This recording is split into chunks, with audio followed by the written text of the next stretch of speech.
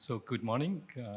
Welcome to the sixth ChulaVRC Vaccine Research Forum this year. So we didn't have it 2 years ago. So my great honor to join Chulalongkorn University, Faculty Medicine, School of Medicine, and Chula Vaccine Research Center to run this program. Before we going to start, very interesting programs on mRNA, LNP technology, the discovery for the good of global health. I'd like to use these two quotes that most of the medical students, medical doctors, and healthcare workers and medical scientists in this country has been follow up these quotes.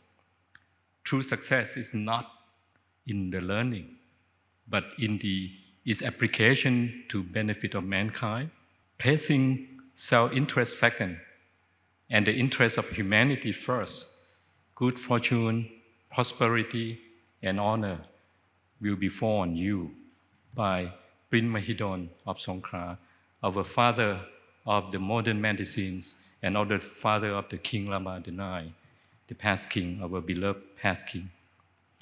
Now, before we're going to start the session, I'd like to have all of us to join to congratulate our three honorable speakers who recently received Prince Mahidol Award 2021, and many awards.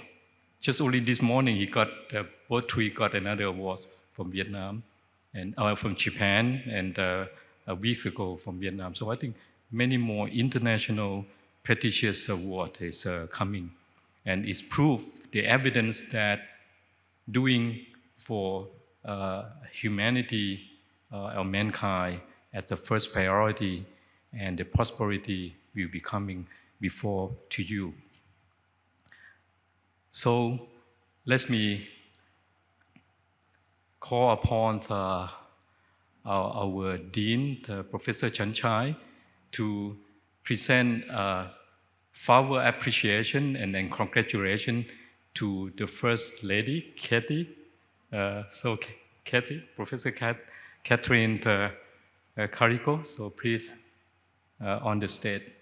All this flower is made from mulberry paper, specially designed for three of you, and done by my friend daughter.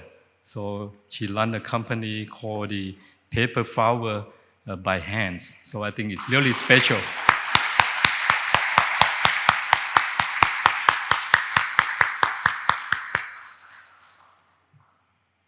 And you can keep decorate back home for years. And let me call upon our ex-dean and also the chair of the School of Global Health, Professor Suthipong, to present a flower of congratulations to Professor Drew Weissman. Please come up to on the stage.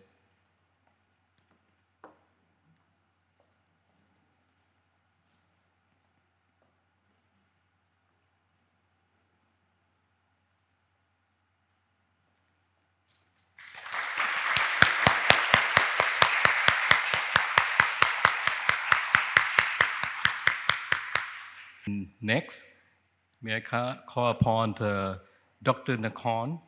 He's the director of the National Vaccine Institute to present again another flower of congratulations to Peter. So Professor Peter Corris, please.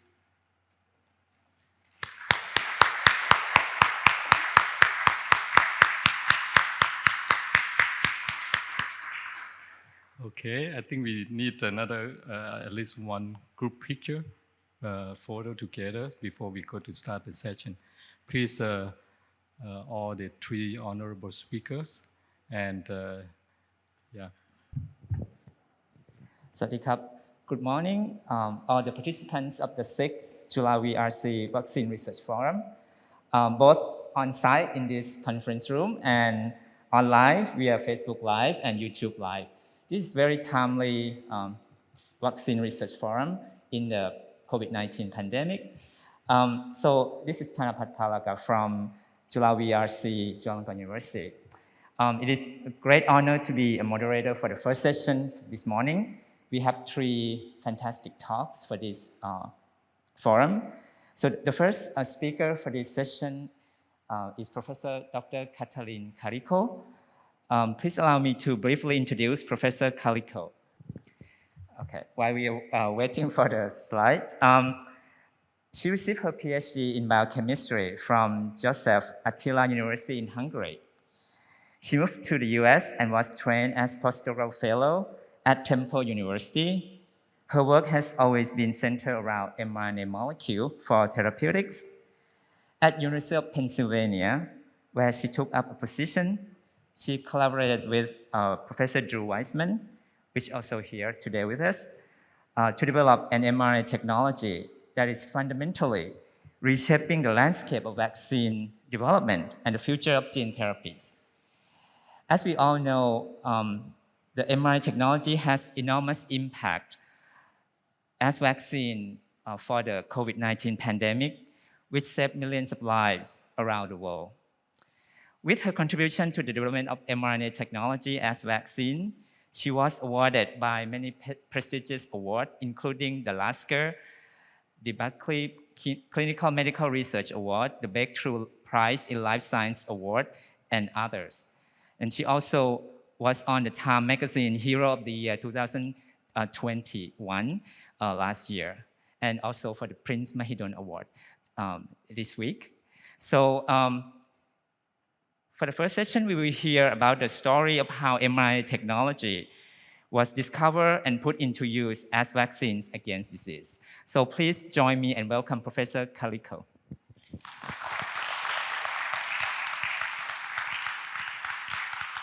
Good morning, everybody. Today I will talk about the mRNA development for therapy. As you will hear, it did not happen overnight, it seems, for many people, but we worked on decades, and not just us, but many, many other scientists from the early 50s, actually. And here I show you the timeline, which is from 1961, the discovery of mRNA, when it happened. And it took, oops. That's what happened when somebody who's familiar with Apple started to work with PC. So from 1961, it took 60 years to get the first approved RNA product. For me, these are the main important dates when something very important, I think, happened, which advanced our technology. This was 1978, when isolated mRNA was delivered to mammalian cells. In 84, when first time we could make RNA in a test tube. And 1990, when first mRNA was injected to an animal and it translated and was detected. And 2000, when we discovered that this RNA we are making in the tube actually is inflammatory.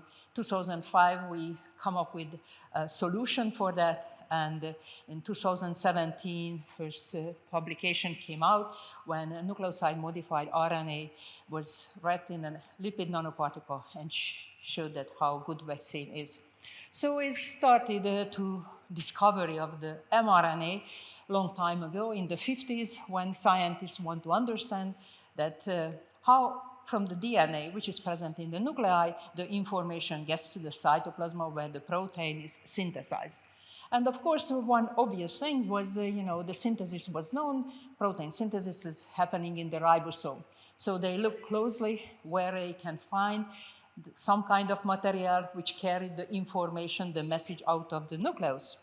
And they first, when they looked at the RNA from the cell, they had to realize that actually that RNA, which is in the ribosome, is not the well-thought messenger RNA. Actually, it was the ribosomal RNA, and how they learned it, that they isolated the DNA from bacteria, and the GC content of the DNA was very different, whereas when they isolated the RNA, all of that was the same. As we know, all of the ribosomal RNA in the bacteria is the same length, same composition.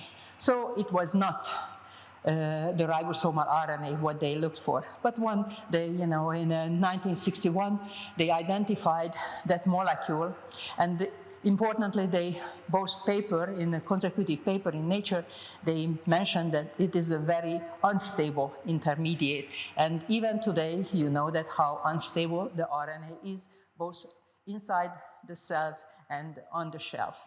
So now that we know that the information flows from the DNA, go to the mRNA, and from, I am not moving, okay. So from the mRNA and how the protein produced. So this is the information flow in the cell. Right? But scientists didn't know how to synthesize. So the only thing what they could do is to isolate. And they isolated from murine reticulocyte, which is a precursor of red blood cells. And it is very enriched from hemoglobin globin beta chains. So that was in the 69, 70s, that they could use this kind of RNA for investigation. They translated in lysate, cell lysate, they injected to oocyte and demonstrated that the mRNA carried the information which would translate it properly in this system to globin beta chain.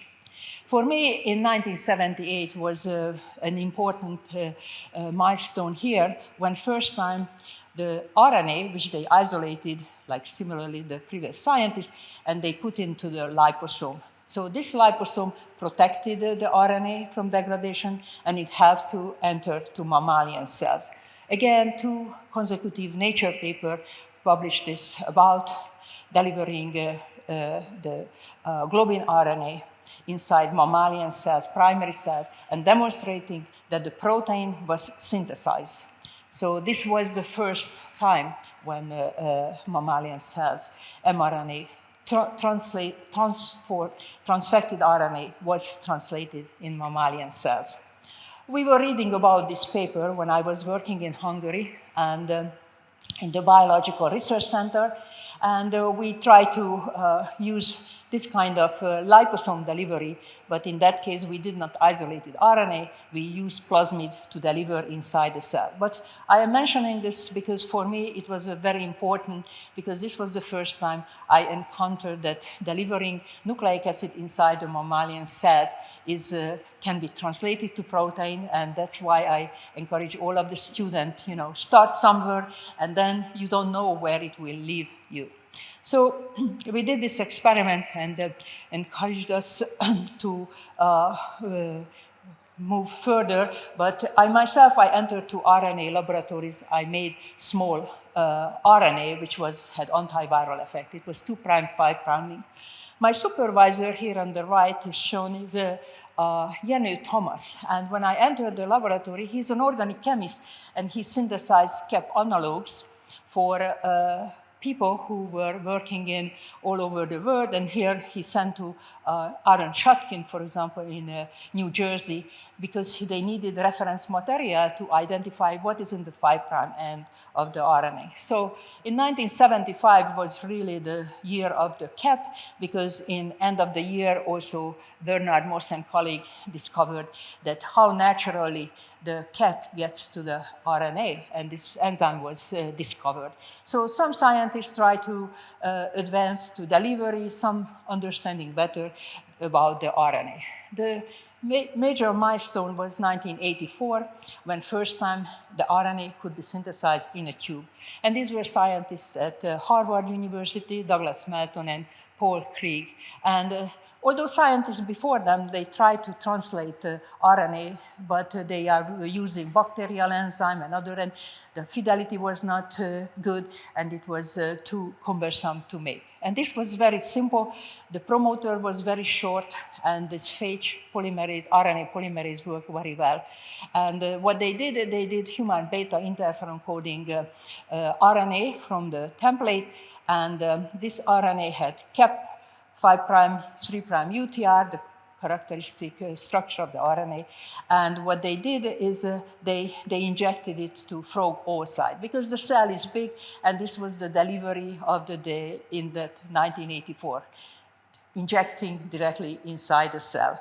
And when they incubated these frog oocytes injected with human beta interferon mRNA, what they found is that the supernatant in those oocytes, after 10 hours they collected, it had antiviral effect. So they knew that mRNA, what they created, transcribed, and it translated to a functional protein. Of course, it was very tedious, and you cannot inject cell by cell. So for us, was important when 1987 lipofectin was introduced and commercially became available. Because now that the negatively charged RNA just could be mixed with the positively charged lipid and then could put into mammalian cells. This was used for delivering the first time RNA inside the cell. And so in this late 80s, it was also important that when scientists had one protocol, let's say RNA isolation or this lipofectin, they published, and then the same year already you could purchase it. So it was that kind of time was in the end of the 80s.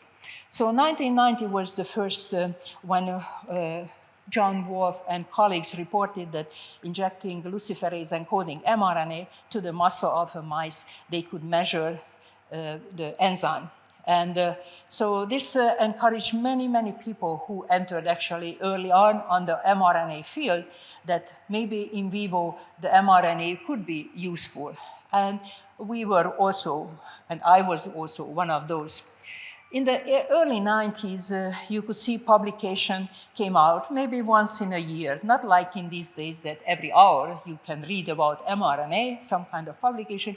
And actually, the first one was interesting. Floyd Bloom team at Scrip published that vasopressin mRNA was therapeutic. And in 93, 94, those were when mRNA was used for infectious disease vaccine. And one was the Martinon and Mayalin colleagues, they used for liposome to deliver, while all of the others actually were naked RNA. And the 94 in self-amplifying RNA was used in Karolinska. And later on in the 90s, late 90s, almost all of the paper was about cancer vaccine, not much about infectious disease vaccination. And many people in our field who established companies also in Germany and in the US was inspired by Eli Gilboa, who established also a company in 1997, Merix, and they started to use mRNA for human trial. And that was, they did the human dendritic cells, they isolated cells, they treated ex vivo. But all of this happening, you know, and I myself, I went to University of Pennsylvania, and I also were interested to make mRNA. I was not interested in vaccine, for cancer vaccine. I want to make mRNA codes for therapeutic protein. First, I worked in cardiology and wanted to do mRNA with urokinase receptor coding RNA. That was our interest. Intimal thickening was the major problem. So I am showing here to you that when we did urokinase receptor mRNA, and for me, that was a big surprise that delivering the RNA could make this protein, which was elaborately post-translational modified. It was glycosylated, GPI linked to the membrane, and it sell you all of these things. You just had to deliver the RNA, and this receptor which was made was functional. It needed all of this modification to be functional. At that point, we thought that the mRNA will be good, at least if not else, cell therapy. And when I was doing, moving to neurosurgery, doing more experiment, injecting mRNA to the brain, I never noticed any kind of immune problem. But when I met my colleague and fellow awardees, Drew Weissman, and he was interested to make vaccine, and he will talk more about that. I made the mRNA for his design, and this was a GAG, HIV-specific coding RNA. And he was very happy As we reported here in 2000, that the RNA was translated highly. It was a very optimal, very good vaccine candidate because it also activated all of these important factors. And we also measured inflammatory molecules. And as I was working in neurosurgery and planning to make different kind of mRNA for therapy for the patient, I was not happy at all that the RNA was inflammatory. So we tried to figure out why it is inflammatory, because we are in 2000, there was nothing known that single-stranded RNA can activate anything. And what we did eventually is that we were thinking that maybe the RNA is inflammatory and immunogenic because we are adding to the immune cells from outside. And of course, in our cells, the RNA is always inside the cell unless there is some injury. So we isolated from mammalian cells different types of RNA and added to the dendritic cells delivered with lipofectin. And we measured the TNF-alpha, and in the purple you can see that when the RNA was made conventionally from the 4 basic nucleotides, it induced a lot of TNF-alpha, a lot of inflammation. And when we isolated the different RNA, which was isolated from mammalian cells, was less immunogenic. You can see that tRNA was not immunogenic at all. And so knowing that the tRNA has a lot of nucleoside modification, we were wondering that could it be that maybe those modification is responsible for why the immune cells do not recognizing that type of RNA. Of course, we thought also because it is shorter and many other things, but to try out, we thought that maybe we have to make an mRNA which has this kind of modification. So how we could do that, we have no way knowing it because nobody tried to do nucleoside modified mRNA before. And in nature, all of your RNA is made from the 4 basic nucleotides and post-transcriptionally modification introduced by enzymes. But what are those enzymes? Not only that you couldn't order at that time, but this was not even known. So it was known that all of these modifications there, and I'm showing you just to scare you a little bit that how many things are there in our RNA naturally, how many different modifications, but with enzyme we couldn't introduce. So we had to order it. And we selected with Drew to order only nucleotide triphosphate, which are already modified to make the RNA, because we want to make sure that we are not creating some kind of toxic material. So we insisted that all of the modified nucleotides we are using has to be something that in our body is already present inside the RNA. Because knowing that some nucleoside can be very, very toxic. So we purchased these nucleotides, and we purchased 10 different ones, hoping that from out of 100, those will be included here, which makes the RNA non-immunogenic, non-inflammatory. And from the 10, 5 we successfully incorporated and made the RNA. And when we look closer to see that whether they have different immunogenicity, we found that some were still immunogenic, but some RNA was not. And closer look showed that when the uridine was changed to anything, pseudouridine, 5-methyluridine, 2-thiouridine, that those RNA were not inflammatory. We didn't know that nature selected uridine to be the molecule recognized by the immune system. Of course, we wanted to make RNA, which codes for a protein. So the next thing was that we had to see that whether any of these RNA would be, which is non-immunogenic, whether it is translatable. And although the 2-thiouridine was not translated, but happily we could see that pseudouridine containing RNA not only translated as well the conventional RNA, but it was 10 times more efficient. And we spent 2 years, 3 years, try to figure out why the pseudouridine containing RNA translates better and gets so much more protein, the stability and other what we discovered. Of course, it was interesting to find out that whether in vivo this RNA is also non-immunogenic. It translates very well. So at that point, we did erythropoietin-coding RNA, and which is responsible for stimulating red blood cell differentiation. And in red, you can see that when we injected very small, we work with nucleic acid RNA, 0.1 microgram to mice, was sufficient to increase and detect this erythropoietin protein in the blood for 4 days. And the conventional RNA, we just degraded much faster and a shorter period of time was detectable. Because the erythropoietin coding RNA from pseudouridine was present for 4 days, we could see on the right panel that the hematocrit increased because 4 days continuous erythropoietin presence increased the red blood cell differentiation. And when we injected once, we could see high level. When we weekly injected on the very right panel, that we could maintain the high hematocrit value.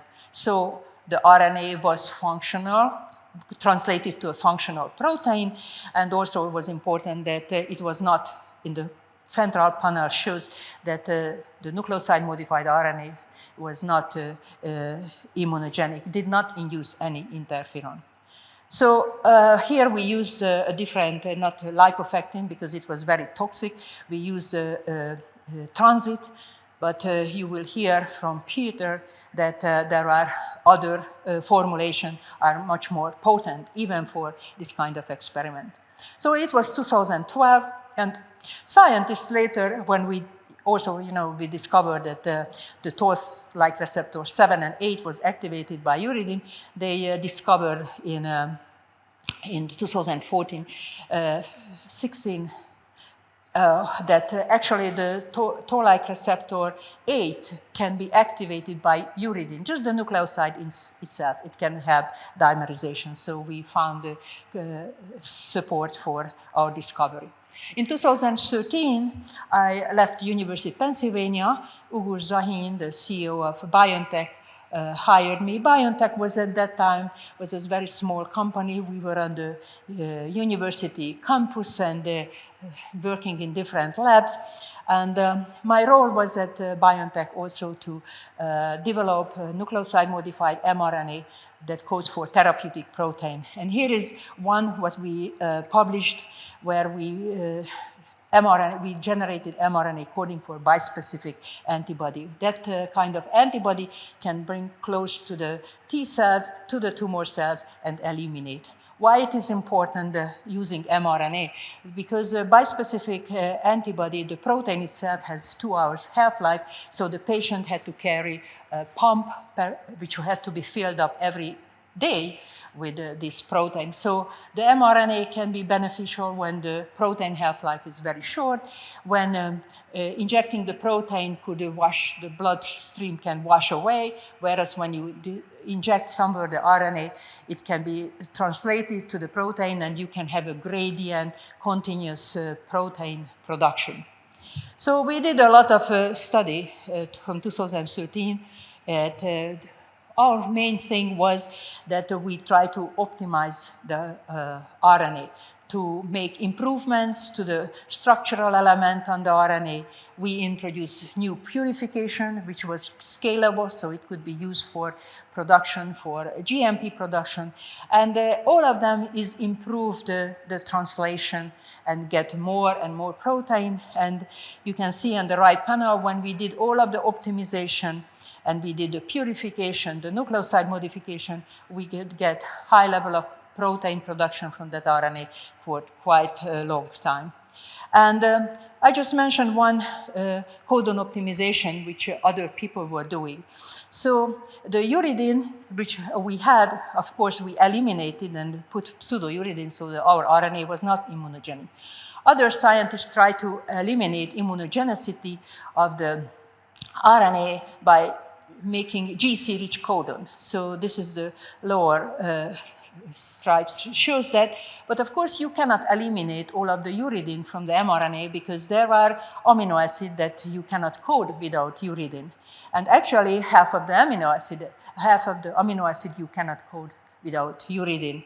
So every time how immunogenic your RNA will be depend on the composition of your antigen if you want to use for vaccination.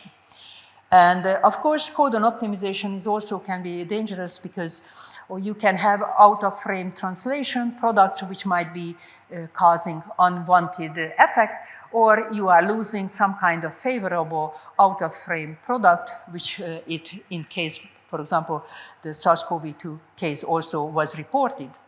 So replacing the uridine with pseudouridine is still more favorable, and you don't have to do extra coding and afraid of other effects.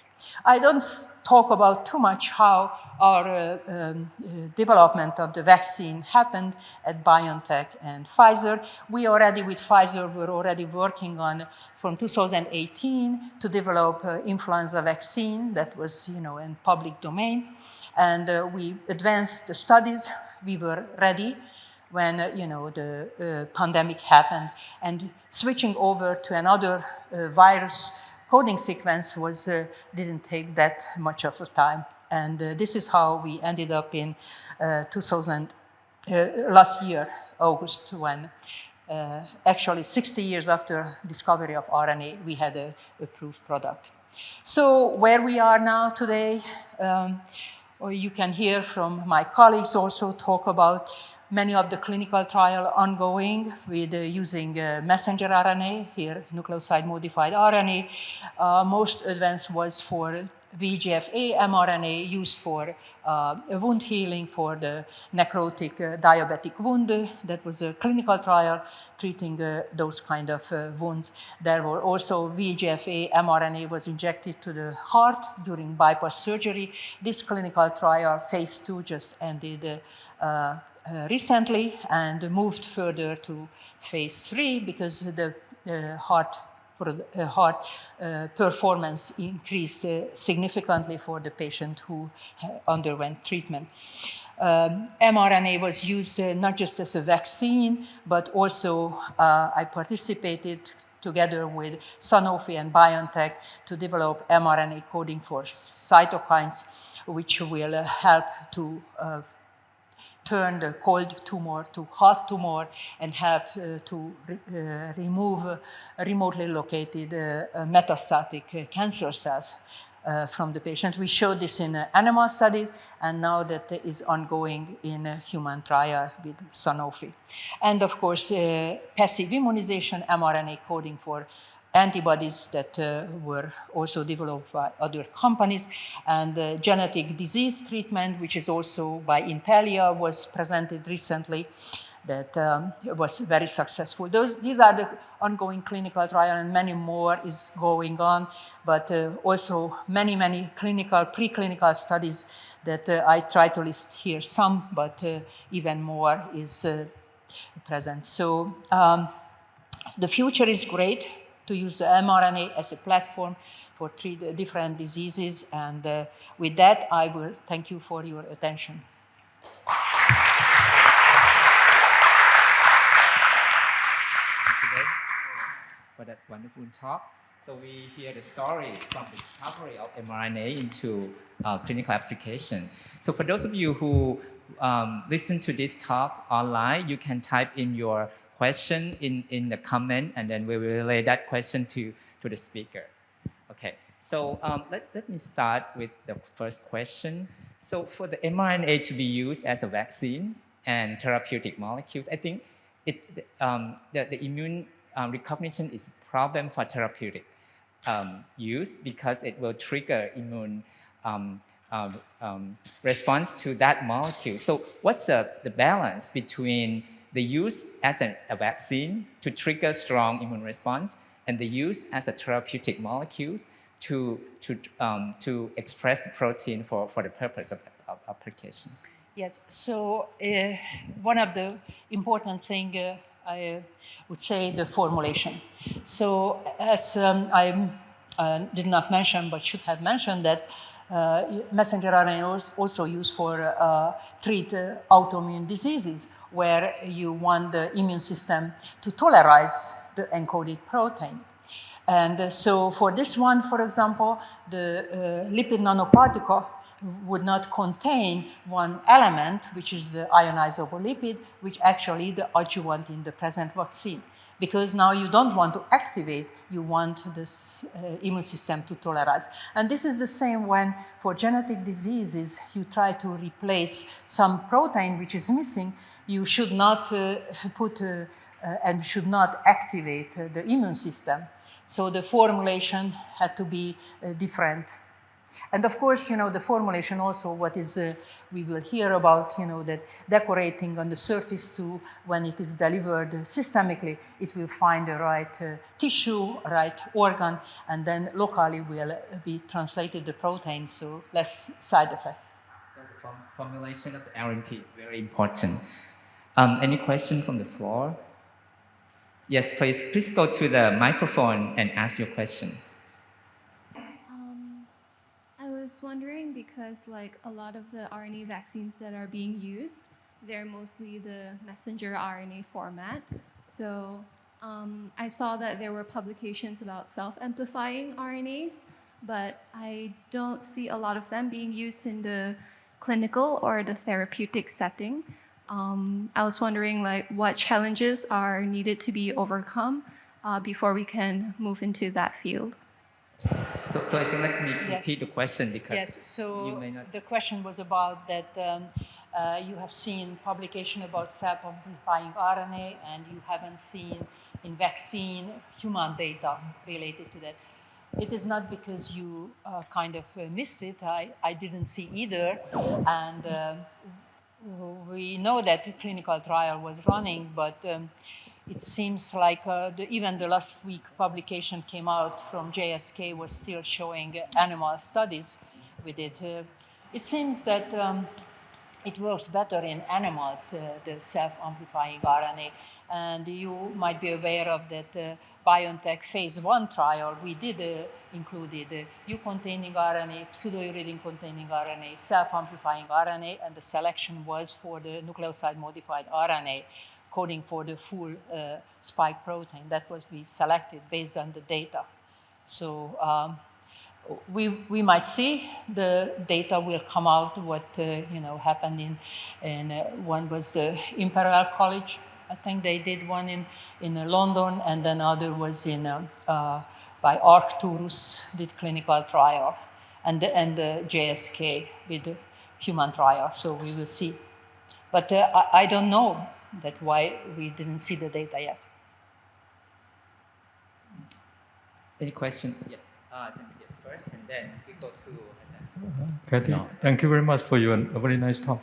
So the question to follow up on the cell amplifying the mRNA, could you try to, so what the pro and con? Because cell amplifying mRNA, what I'm understanding is not the nucleoside modified mRNA. So the pro and con between the nucleoside modified mRNA and cell amplifying mRNA. I didn't. Whether the cell amplifying mRNA is unmodified, they use unmodified nucleoside or modified.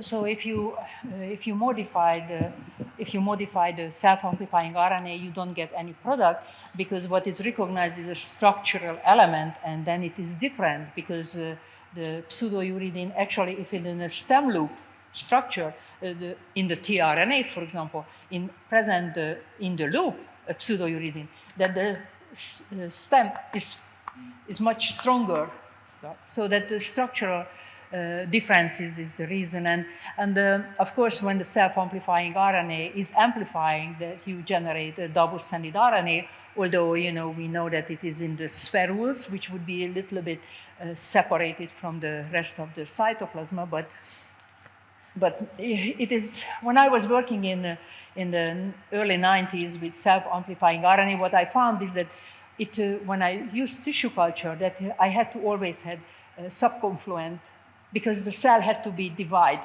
Although we know that it is amplifying, everything happened in the cytoplasm, but somehow required the cell to divide. And this was not true for the conventional RNA.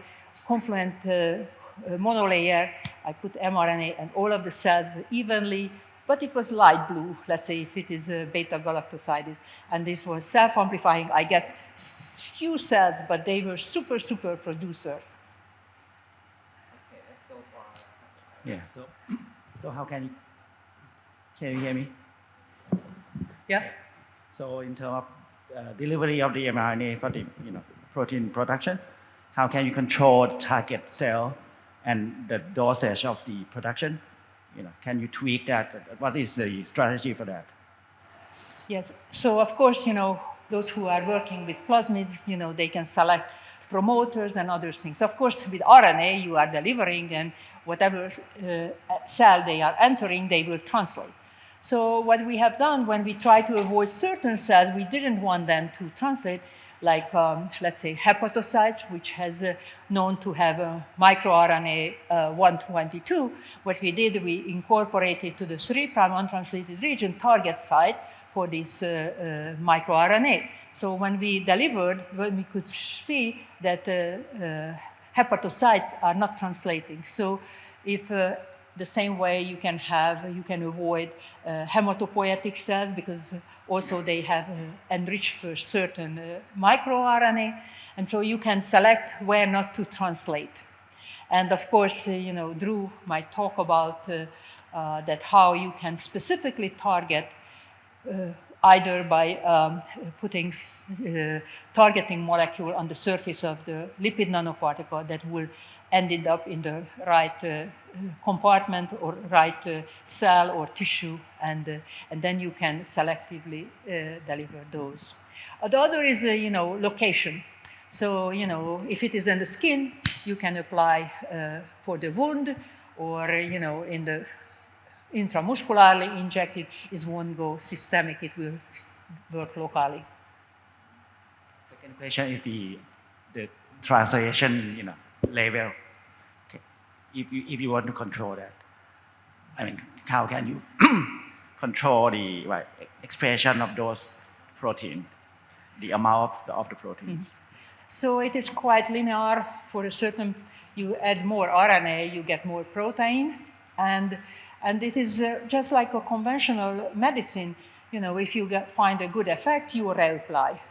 And so that's what we have done, for example, which I showed in the animal for erythropoietin RNA. Weekly, we injected and we could maintain high level of hematocrit, because protein is produced, and because it's naturally present in the animal body, so you don't generate antibody against it.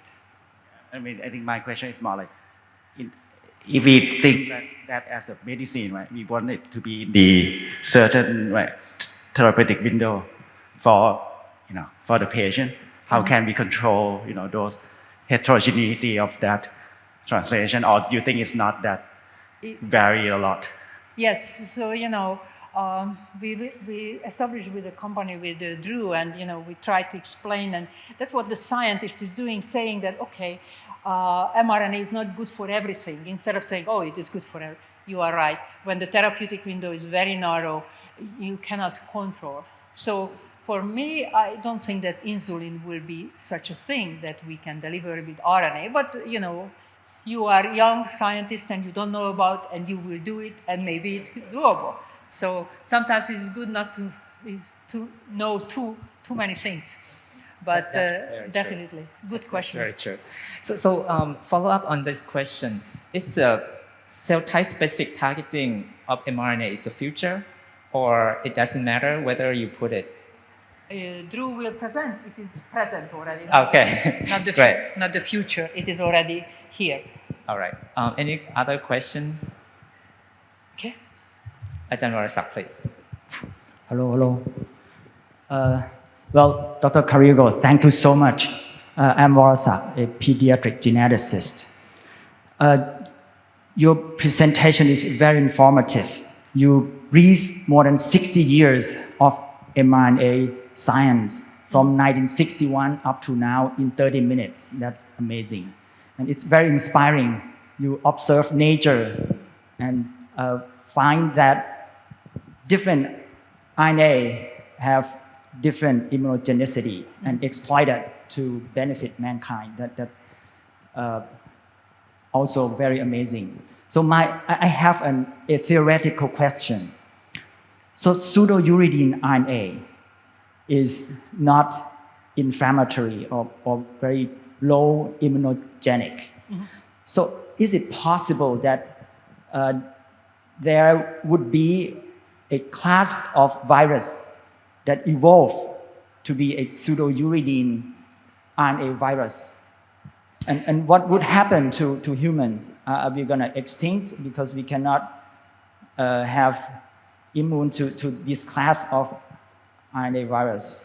Yeah, so you are not developing immune response against the RNA, you are immune response against the viral protein.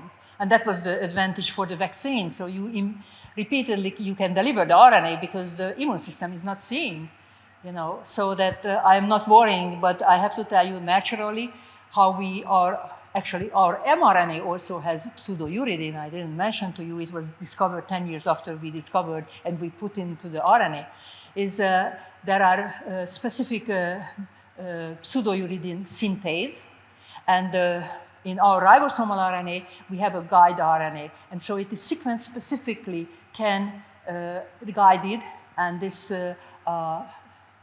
carrying the enzyme is working and can change. And actually the changes just flip over. So it is a pseudouridine synthase, no ATP is needed. And that's how so it will be sequence specific, and the pseudouridine synthase, which is very specifically some tRNA and other small RNA is changing. Those are enzymes again recognizing the whole sequence. So that the virus had to carry itself with those kind of specific enzyme or guide. But even if they would do, what happens is that you develop immune response against the coded protein, which is on the surface. And so it wouldn't be too much problem. I have to tell you that they identified the coronaviral RNA also has nucleoside modification. Yeah, thank you. And is it possible that this virus doesn't translate into protein? It acts, it's harmful to us at the RNA level. It replicates itself at the RNA and harm us at the RNA level. For example, it's RNA toxicity. It binds to, let's say, DNA binding proteins to this RNA. Yeah. So it's harmful. You don't have to imagine that because there are viroids and virusoids. It is present in plants, and when you have these viroids, actually they don't code for anything. Some of them is like 200 nucleotide long, usually circular RNA, and in 2 years, the whole palm tree forest can be destroyed by the source. They didn't know how they act. What happened is actually they bind to the ribosomal RNA and stop protein synthesis. They don't code for anything. They just can replicate using the cell machinery, no protein, but they put the monkey wrench to the system. So it is already invented by nature. Yeah, thank you but so not much. in human, actually, it's plants. Yeah, nature, and you are amazing. Thank you.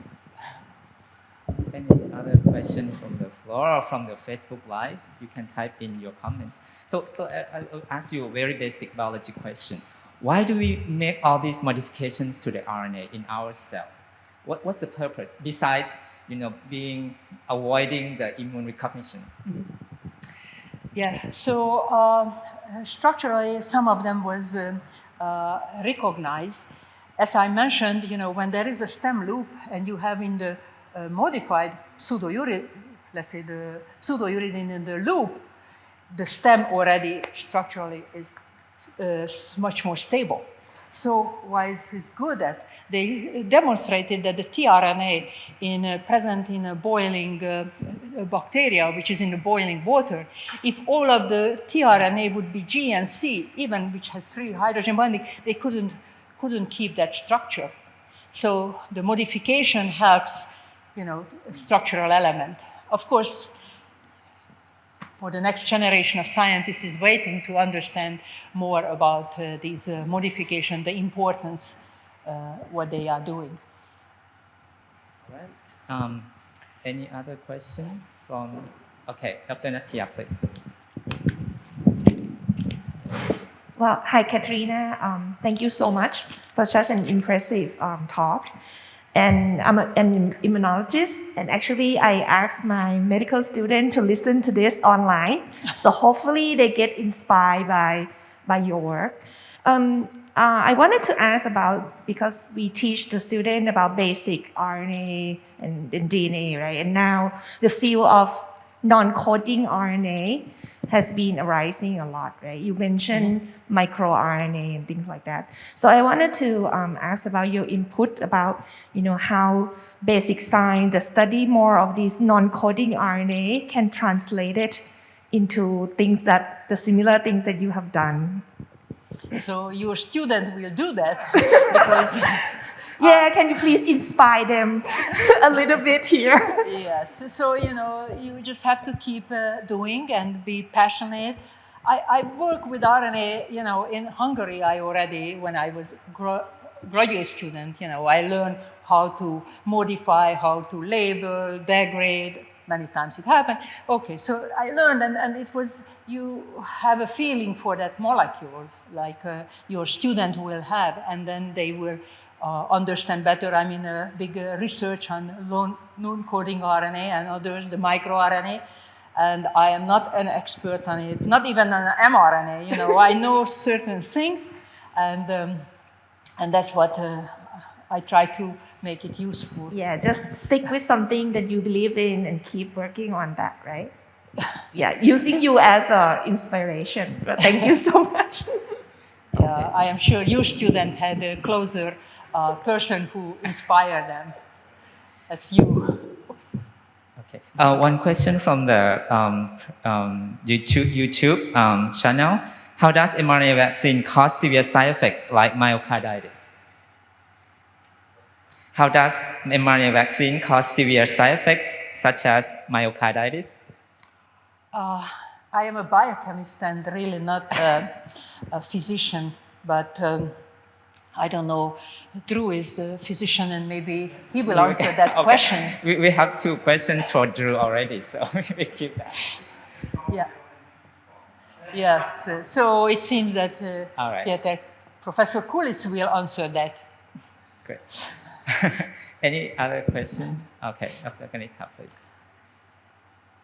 Hi, I'm Ganita. I'm bacteriologist. So I'm really interested in making vaccines for bacteria. So do you think mRNA vaccine will work for bacteria, vaccine for bacterial infection or parasitic infection? And what we need to modify that's different from viral or cancer?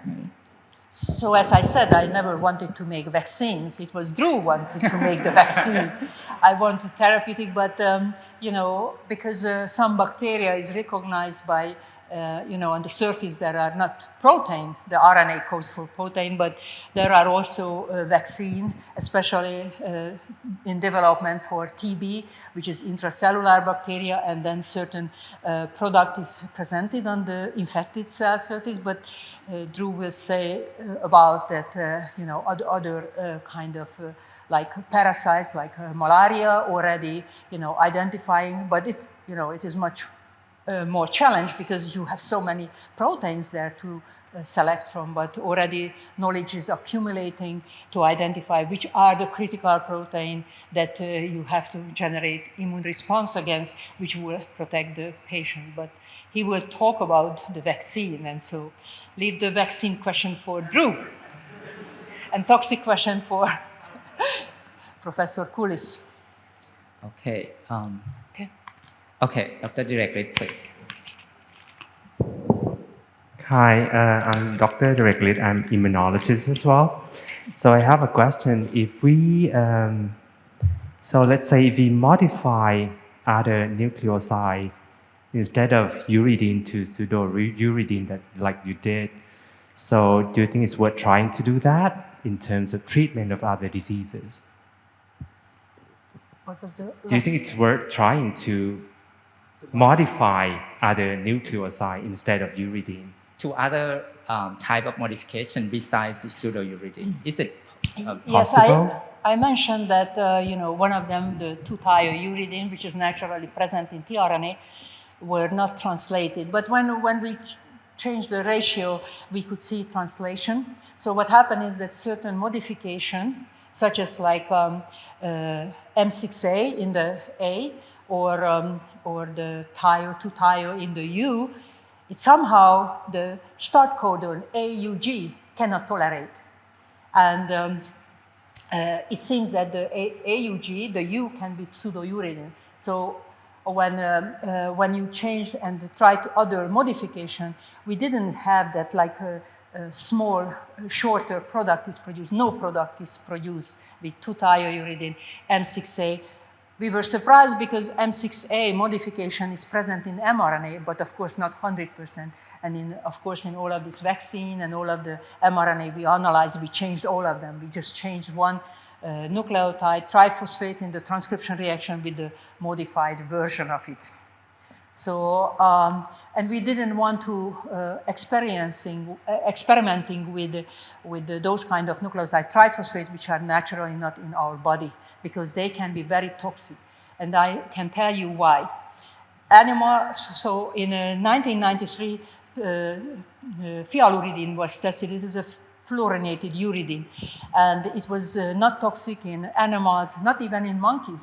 But in the human trial, 5 people died out of 15 volunteers. And it turned out that 10 years it took, they identified that only human has a nucleoside transporter, which has in the middle of it has a mitochondrial localization signal, and it pumped everything, the modified nucleotides or nucleoside into the mitochondria, and all of those people died from acidosis. Their kidney, their liver had no mitochondria.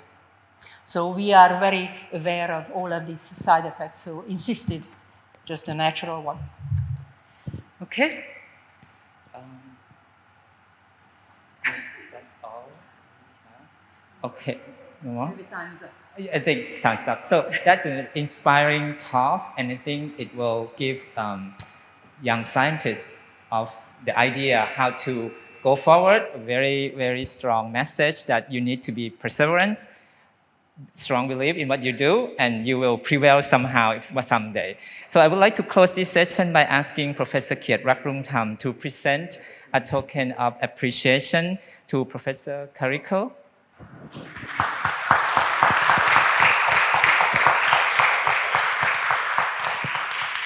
Thank you very much. And then we move on to the second session of the day. Drew Weissman. So he has been at our forums a couple of times ago in the past few years. So I actually no need further introduction. Drew is a professor of medicine, and his expert is on the vaccine immunology, and he also the director of the vaccine research center at the UPenn. We have been collaborating for quite several years, and also working on the ChulaCOV-19 mRNA vaccine projects.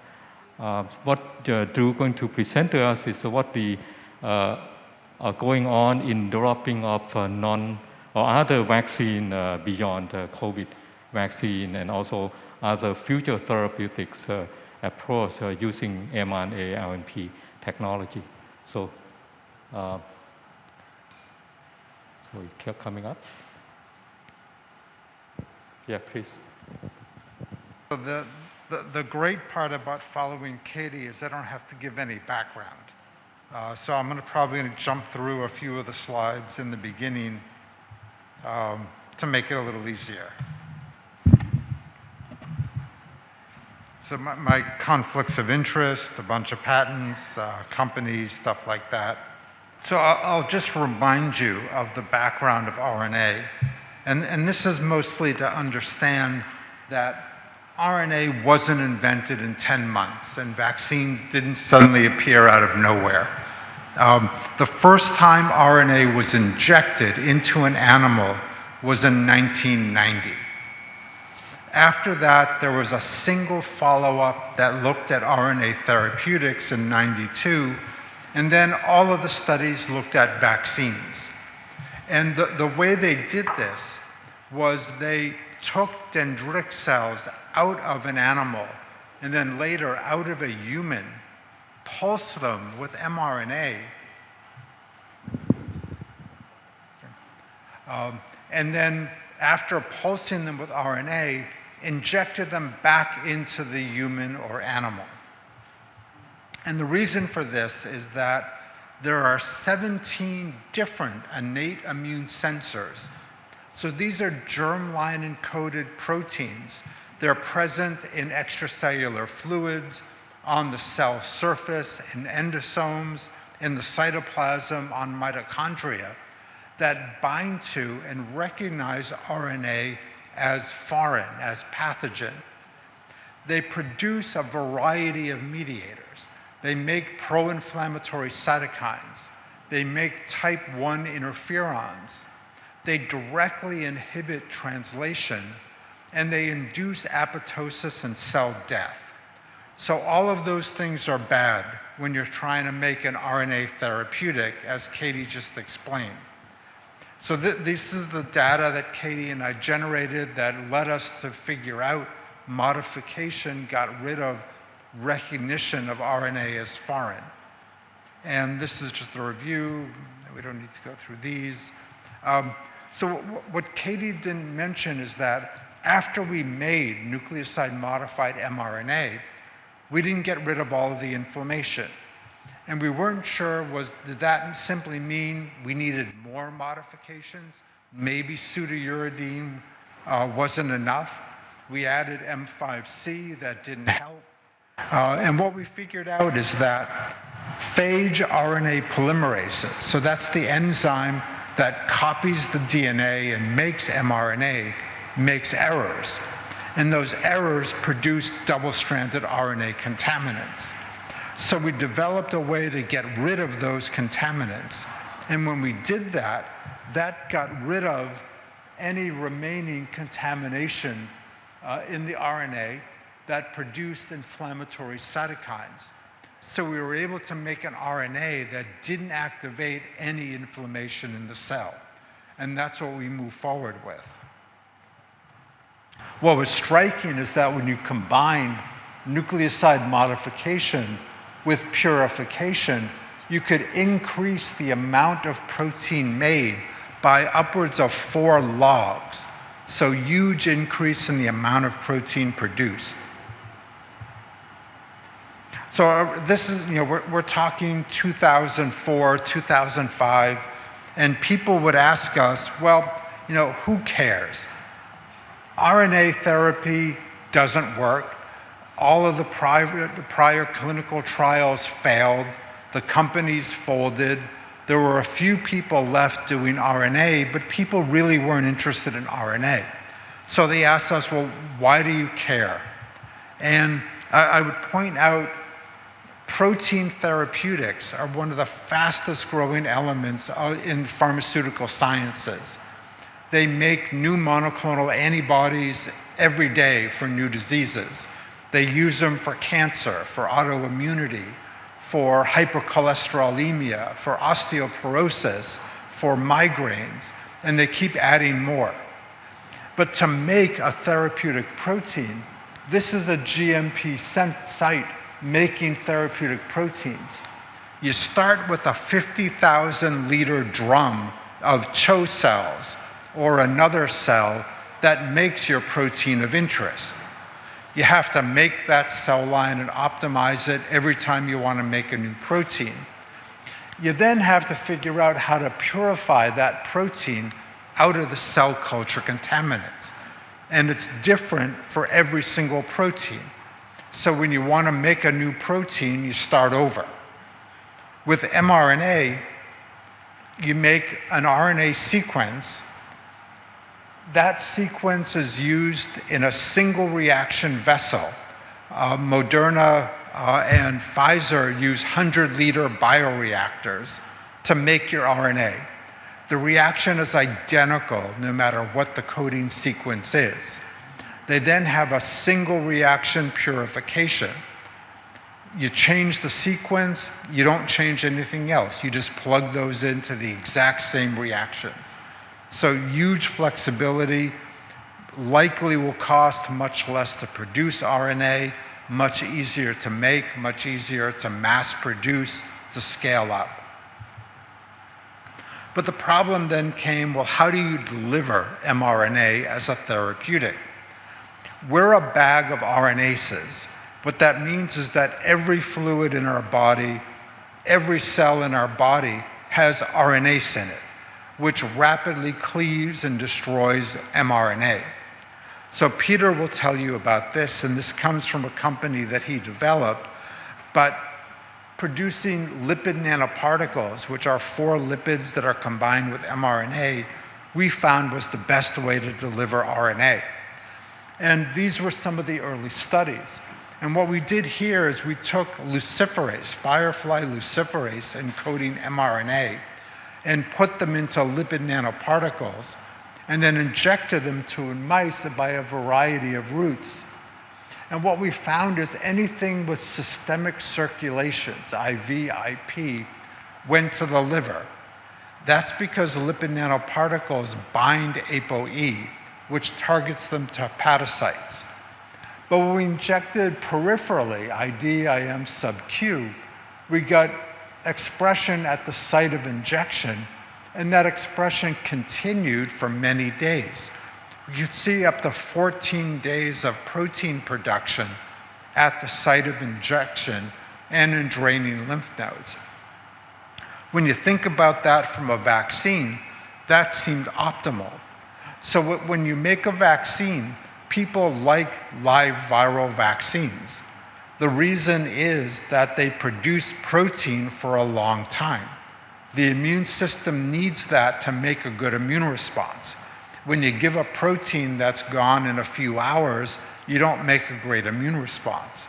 When you give a live virus that sticks around for a few days and makes the antigen for a few days, you get much better immune responses.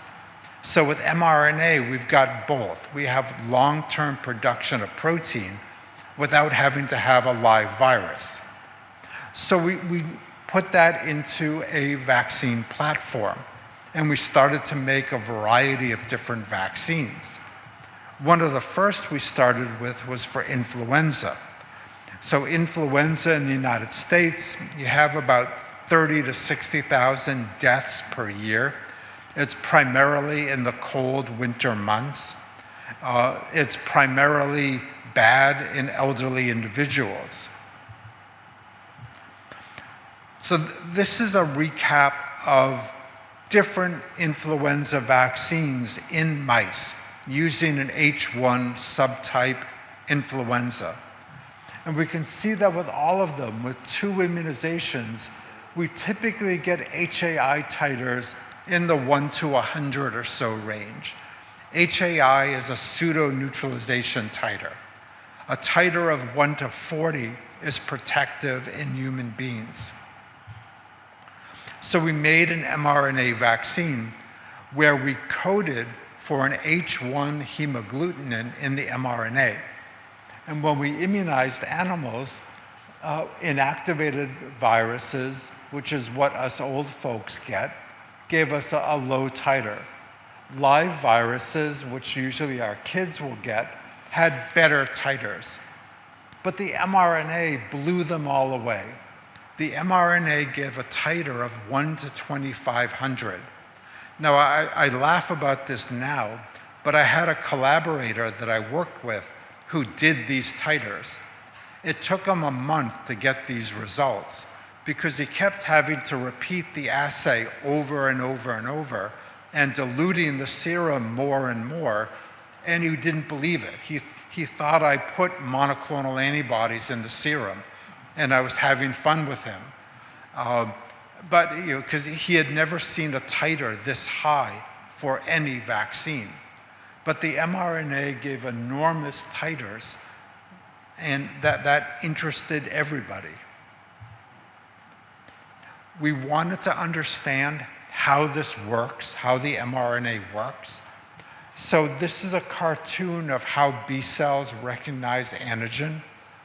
You start with a follicular B cell that binds viruses or viral-like particles. It binds adjuvants for toll receptors and others, that B cell gets help from a CD4 helper cell where it migrates into a germinal center. In the germinal center B cells rapidly proliferate, affinity mature, class switch, turn into long-term memory cells, and long-lived plasma B cells. So we analyzed all of these populations. This is an antigen-specific assay. What that means is that we add hemagglutinin with a fluorescent tag on it. So we're only measuring B cells of these subtypes that bind hemagglutinin. And these are the total numbers in a spleen. Similar numbers were seen in lymph nodes.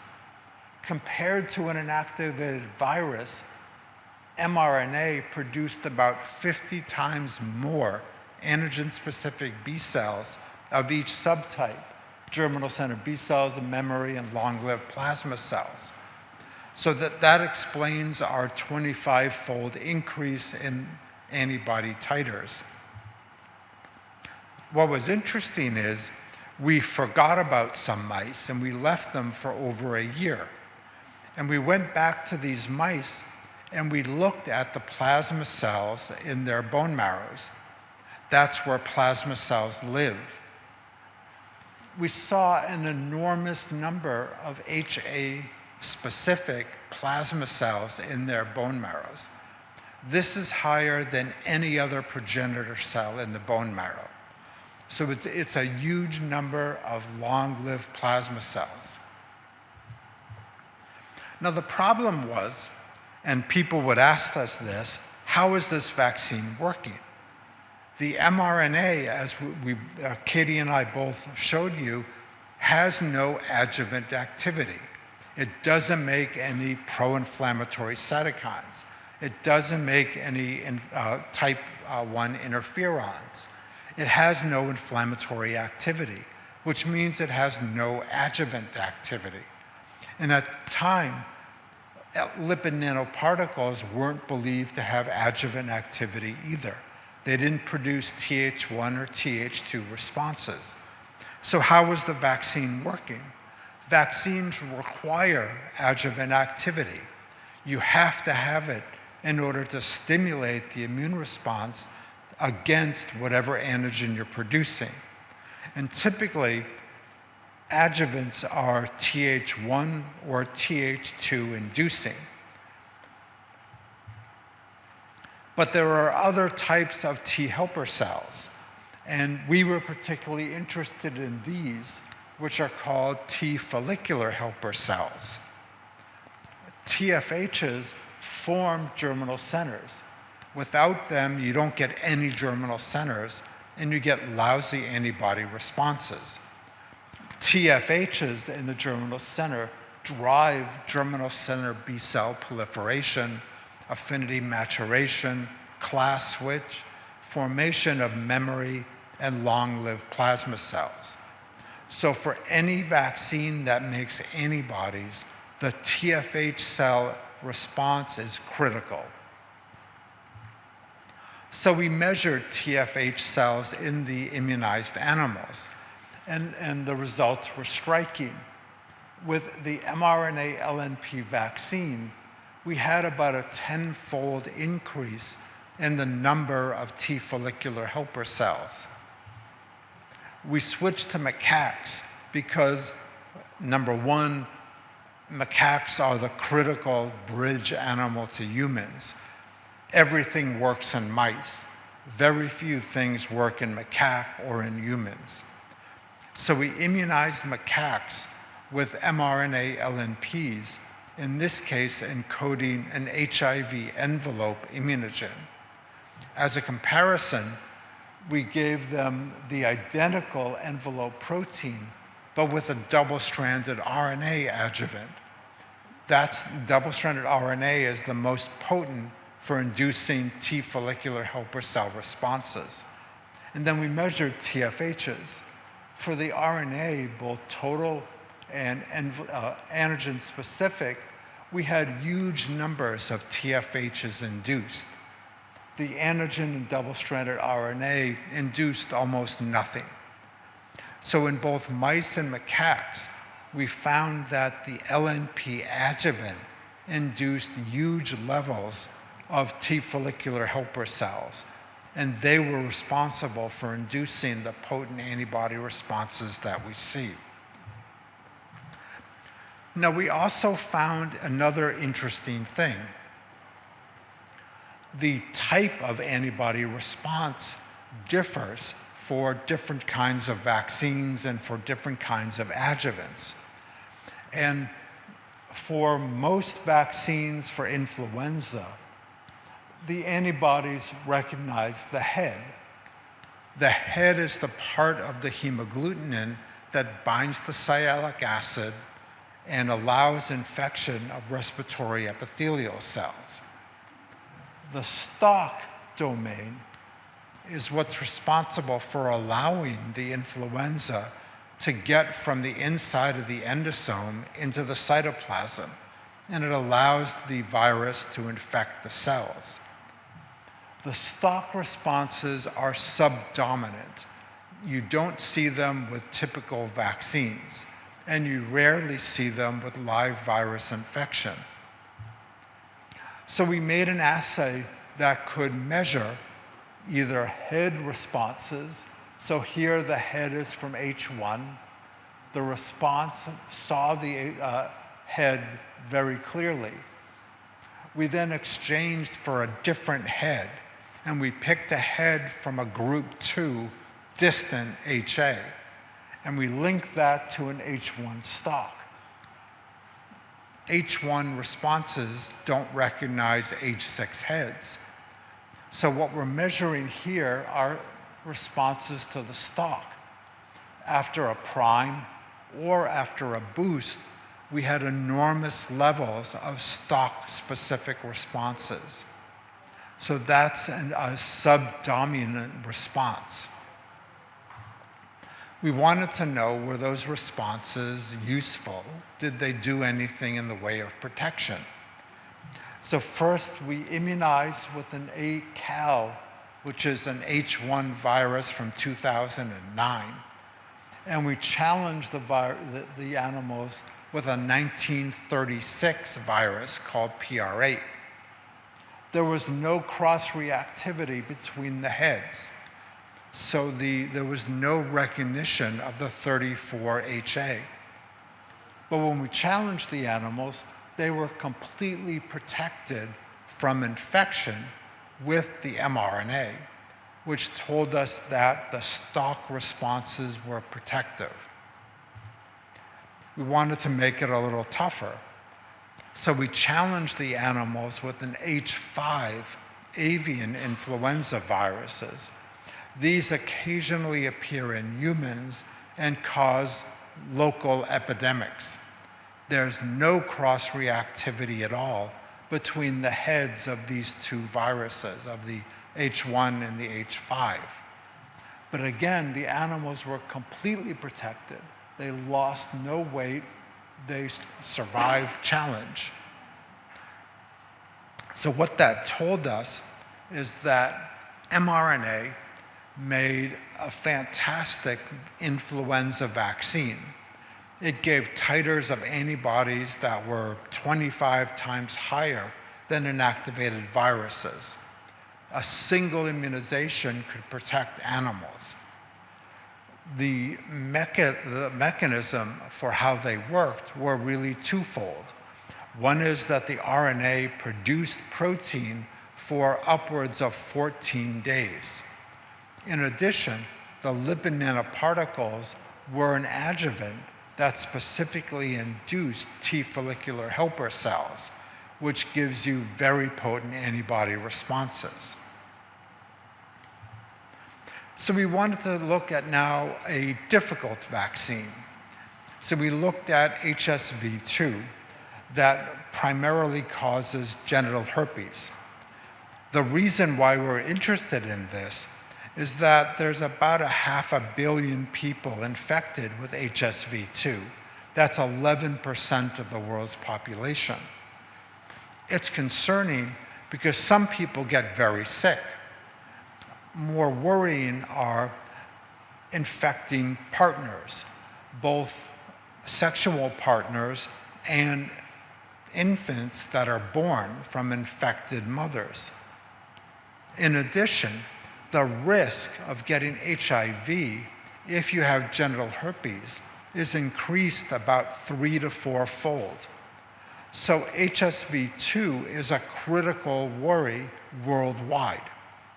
There have been 3 vaccines that have been tried for HSV-2. All of them failed in phase 3 clinical trials. They didn't protect, and they didn't go on any further. So we worked with Harvey Friedman at Penn, who had a different idea. And he made an HSV-2 vaccine that had the GD2 immunogen, but it also had GC and GE. GC blocks complement activation. By doing so, it blocks the ability of complement to recognize HSV-2 infected cells and stimulate responses. GE blocks FC binding. So what the virus does is when an antibody binds to GD or any other HSV protein, GE combined with GI binds the FC receptors, and it stops FC recognizing cells like NK cells and macrophages that recognize an antibody bound to an infected cell and kills the cell. So GE blocks the ability of FC receptor recognizing cells from seeing the infected cell and killing it.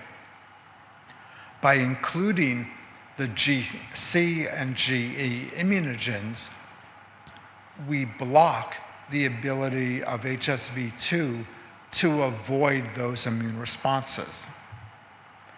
So when we put those into a vaccine, and we're now comparing them to a trivalent protein that had the same GC, GD, and GEs, the proteins were given 3 times. The mRNAs were given twice, but the neutralizing titers from the mRNAs were much higher for GC, GD, and GE. So the mRNA gave a superior, a much better antibody response against all 3 proteins. When we measured neutralization, we saw the same thing. mRNA had much higher levels of neutralization compared to the protein. So we picked the protein to go forward with. This is an overview of the challenge studies. So the controls were poly-C RNA. All 25 animals got sick and had to be euthanized. All 25 animals had viral replication in the genital tract 2 days and 4 days later. They all had viral DNA in the dorsal root ganglia. That's how you get latency with HSV-2 infection. When we looked at the trivalent mRNA, none of the animals had viral replication in the genital tract. One of them had virus in a dorsal root ganglia. We think that was probably a laboratory error because there wasn't virus anywhere else. We don't know how it got into the dorsal root ganglia. With protein, it wasn't bad, but 4 out of the animals had replication in the genital tract. 5 of the animals had virus in the dorsal root ganglia. So we had close to 97+% sterilizing immunity with the mRNA vaccine that hadn't been seen in any of the previous 3 that went into human clinical trials. So this is now going into humans, hoping to see, can we get sterilizing immunity with mRNA vaccines for HSV2 infection. The mechanisms I discussed previously. We also looked, and what we found is that for HSV2, we also had responses against subdominant proteins, proteins that you didn't see responses against with DNA or protein subunit vaccines. Wanted to tell you about one more vaccine, and this is a vaccine that we're working with Kiat and the ChulaVRC to make a pan-coronavirus vaccine. So there have been 3 coronavirus epidemics in the past 20 years, SARS, MERS, and COVID-19. You have to think that if there have been 3, there's going to be more in the future. So we can wait for the next coronavirus epidemic or pandemic. We can go like crazy to make new vaccines. Maybe we'll do it in less than 10 months, but that still shuts the world down for a year and a half. Or we can make a vaccine now that will protect against all bat coronaviruses and have a vaccine that's either ready the next time we have a crossover, or we can immunize people with now to prevent any future beta coronavirus vaccine. So I'm going to tell you about one which uses a receptor binding domain piece. So the spike has a receptor binding domain.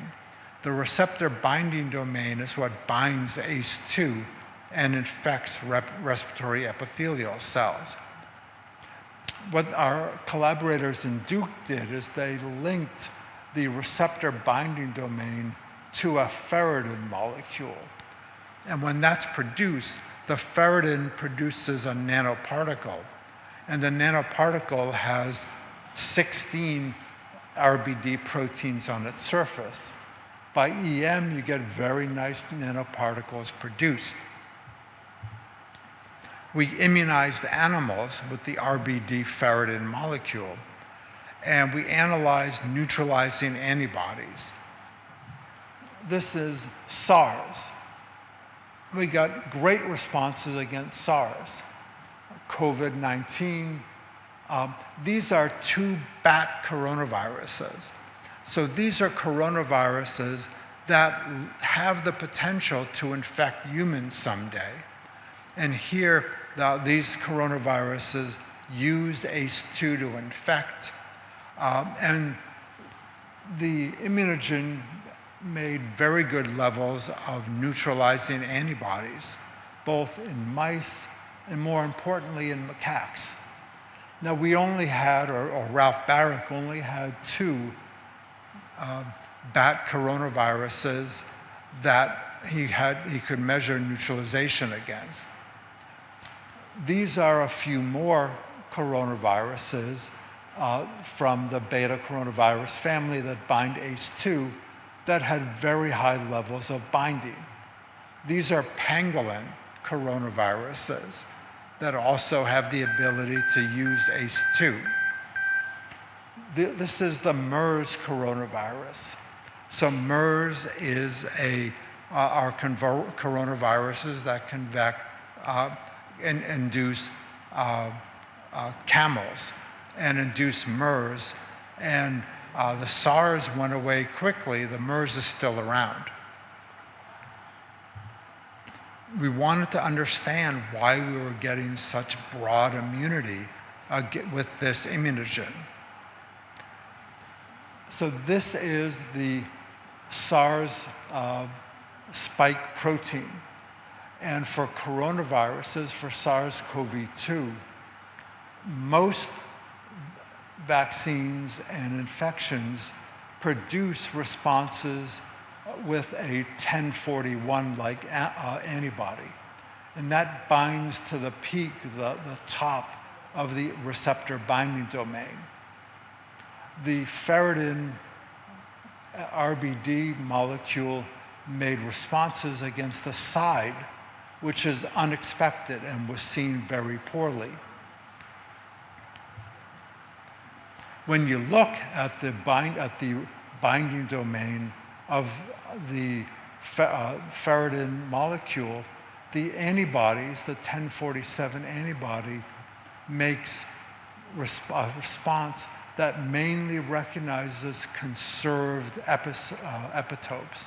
So these are amino acids that are conserved across all the beta coronaviruses. And they're highly conserved.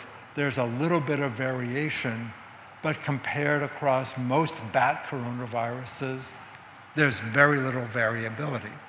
And that's why you're getting such a broad protective immune response. So this is one, and we've now made over 6 different immunogens that induce responses against highly conserved regions that are broadly reactive against all bat coronaviruses that have a potential to infect humans at some point in the future. And we've actually got one of these immunogens that has been funded and is being studied in the ChulaVRC to make broadly reactive immunogens. So I'm going to stop there and answer questions and grab a little something to eat while you think of your questions.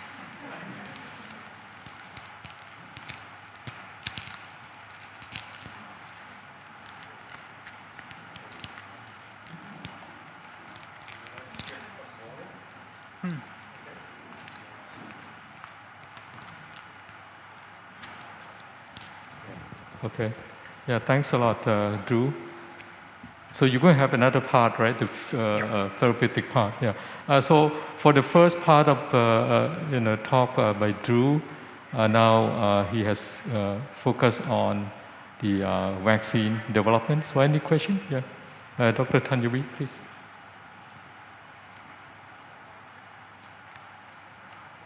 Thank you very much for your talk. I'm Dr. Tanyavi. I'm pediatric infectious disease.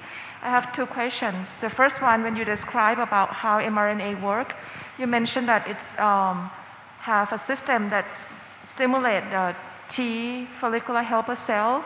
My question is that because the immune system in infant or young children may be different from adult. So what do you think about the response of mRNA in young children? Young means like infant or less than 2 years old. And the second question is that as a pediatric infectious disease, I think virus that is very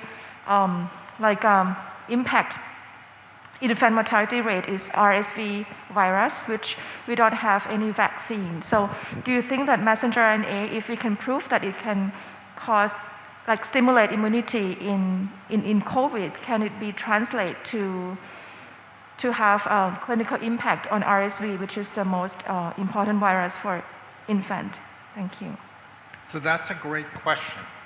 So as the pediatricians here know, that when you immunize a mother, you get antibodies that cross over into the infants and protect them for about 6 months.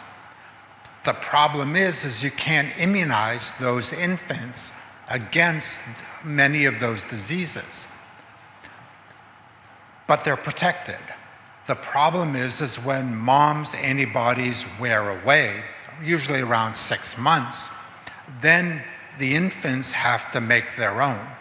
And you've got a period of time where they don't make their own antibodies and mom's antibodies are gone, and they're at increased risk of infections.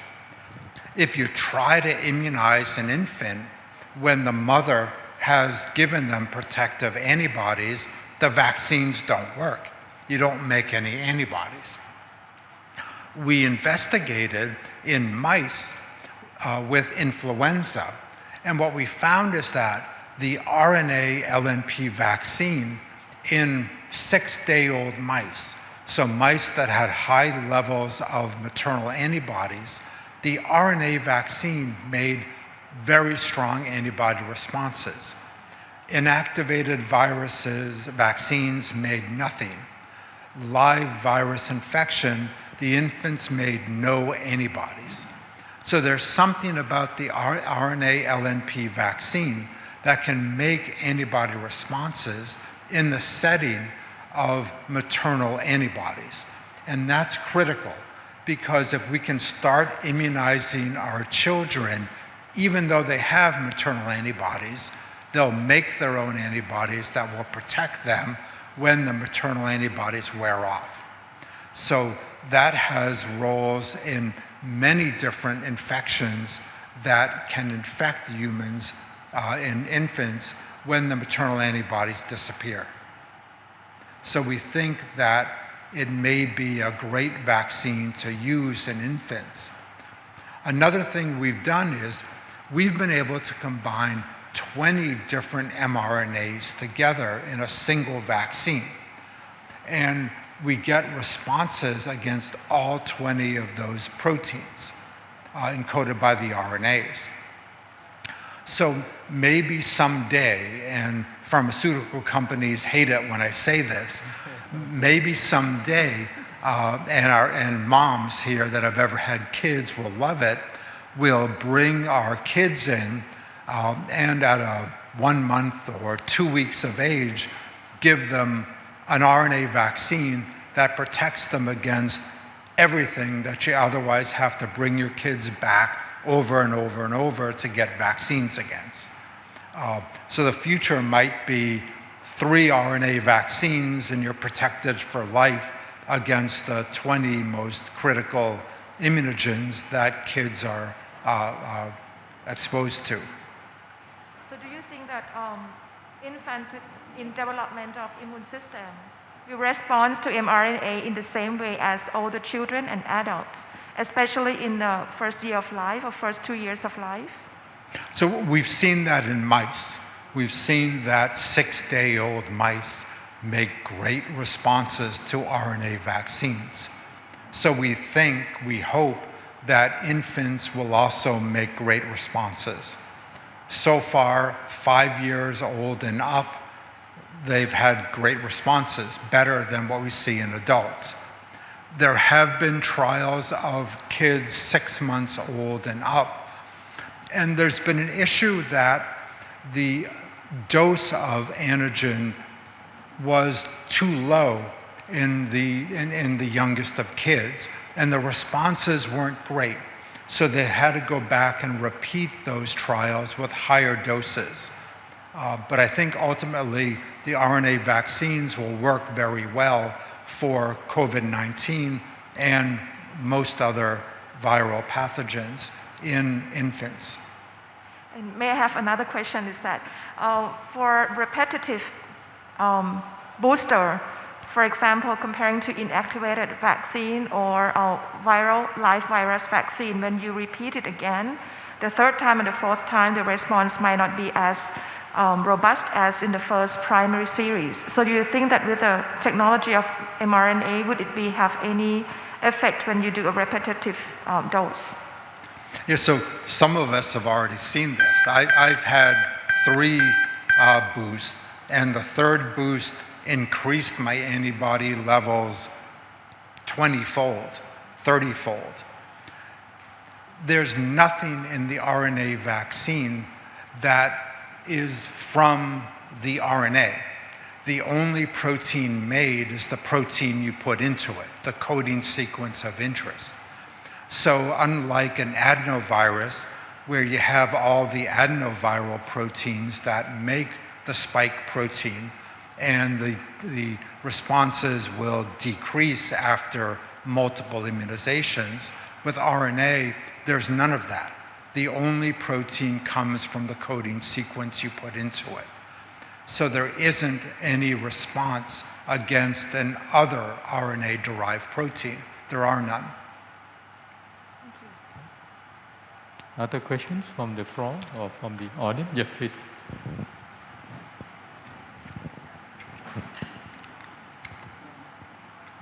I have 2 questions actually. The first question is, do you know the mechanism how the mRNA vaccine activate the follicular helper T cells strongly? And the second question is the cell-mediated immune response. Did you see superior response compared to other type of vaccines? Could you repeat? Okay, the Yeah, first I'm not question sure I is, do you know the Go to your mechanism microphone. how the lipid nanoparticle and mRNA vaccine activate follicular helper T cells? Yeah. So what we do know is they don't make type 1 interferons. And type 1 interferons inhibit TFH responses. They also make very high levels of IL-6 that in a mouse stimulates TFHs. In humans, they're not associated. So we know some of the reasons why we make TFHs, but we don't know the mechanism.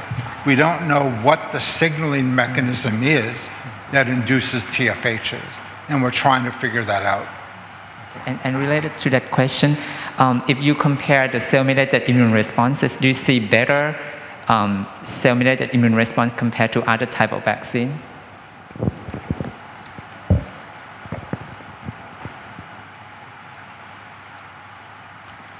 So compared to protein subunit vaccines, which make very poor T cell responses, the mRNA does much better. Adenoviruses also make good T cell responses. The problem is that we can't measure T cell responses in humans clinically. You can't send your patient in and say, measure T cell responses. But we know, and what we've seen in the phase 1 trials, is that the Pfizer-BioNTech vaccine made great T cell responses and great CD8 responses. The Moderna wasn't so good, and we don't quite understand why that is. They both make very good CD4 helper T cell responses. And what Ugur Sahin and others have shown is that for cancer, it's actually the CD4 responses that are protective, not the CD8s. So for cancer vaccines going forward, RNA works very well. There's clinical trials going on right now that have shown good responses to certain types of cancers, not others. There's a lot more investigation. So that's what all these young guys here need to do in the future, is to figure out how to make T cell vaccines from mRNA that work well. Try it out.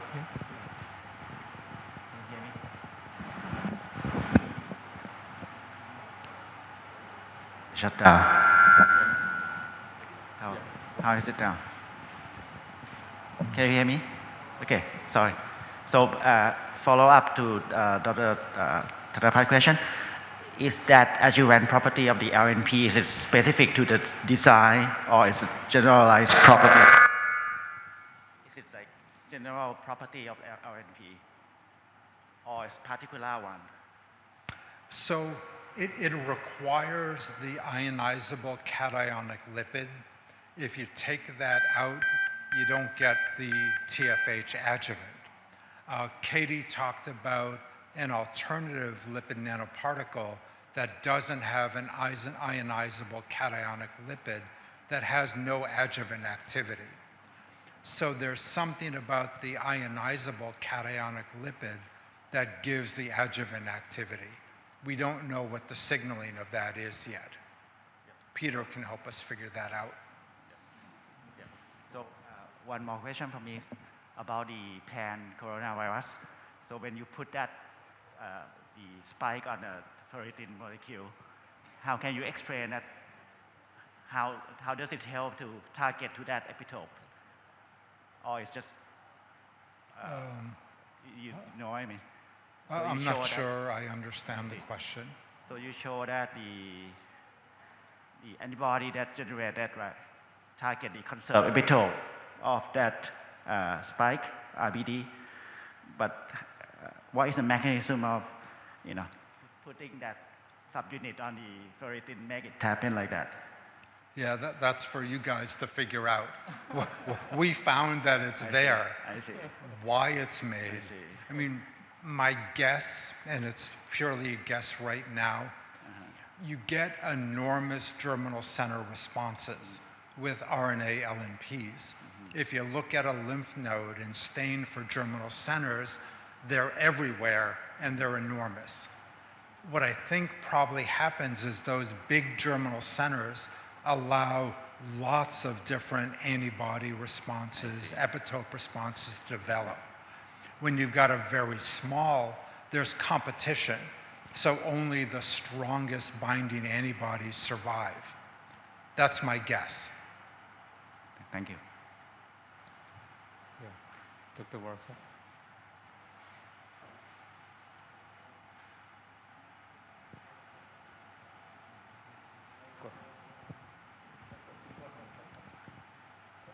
Hello, Krab. Hello, Krab. Professor Weissman, thank you so much for your very impressive presentation. I have a question that I believe you have got this many times from lay community who are hesitant or uncertain or afraid of side effect of mRNA vaccine. Well, there have been observation that foreign RNA can get into nucleus and incorporated into host genome. So is it possible that, well, this RNA molecule get into just one of my cells and then induce a carcinogenic process and I get cancer? So what is your response to that? Thank you. Yeah, so it's just not possible. The RNA in the vaccine is an mRNA. And if mRNAs could integrate, our DNA would be full of every mRNA in our body. The RNA doesn't go into the nucleus. It can't integrate into the DNA. It's just impossible for an RNA to integrate into DNA to cause any damage. Now, you can encode Cas9 proteins, and the Cas9 proteins can break DNA, but the RNA can't. mRNAs can't disrupt, break, damage DNA. Okay, thank you, thank you. And it's funny, it took a lot of work to put chips in all of those vaccines, so that's... Any other question? Yeah, please go ahead. Identify yourself, please. I'm a medical student, so this might be a silly question, but I just wonder about the pan-coronavirus immunogen, that it acts against the conserved regions on the RBD regions of the coronavirus. So I wonder if this conserved region will still be conserved in future mutated SARS-CoV-2 infection, and would this pan-coronavirus immunogen work against future newly mutated variants? So I've had great teachers who told me the only silly question is one that isn't asked. So there are no silly questions. When we look at conservation, we're looking across hundreds of thousands, now millions of sequences of beta coronaviruses. And what we see is that there are certain regions across all of those beta coronaviruses that there's no mutations. They probably occur in enzymes that have very specific functions. So the mutations cause a big loss of fitness and the viruses don't survive. Now, if we make a vaccine against a conserved region, is it possible you can get a mutation in that conserved region? Probably, but the virus will take a fitness hit, and will the virus survive? So that's what happens with HIV. We have reverse transcriptase inhibitors. A mutation will appear that makes the drug not work, and the virus doesn't grow as well. And it has to form other mutations to make up for that to gain its fitness back. So yes, you can probably get mutations in conserved regions, but the virus doesn't like it. There's a loss of fitness. Thank you. Any other question? Yeah, please go ahead.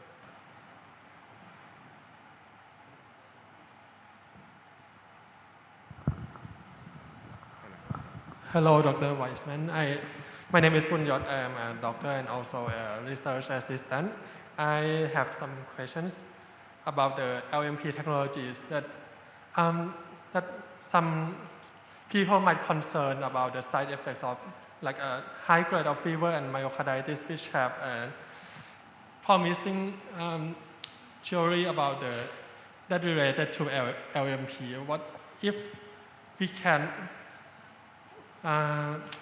what things that we can modify the LNP to make the less side effects, these side effects?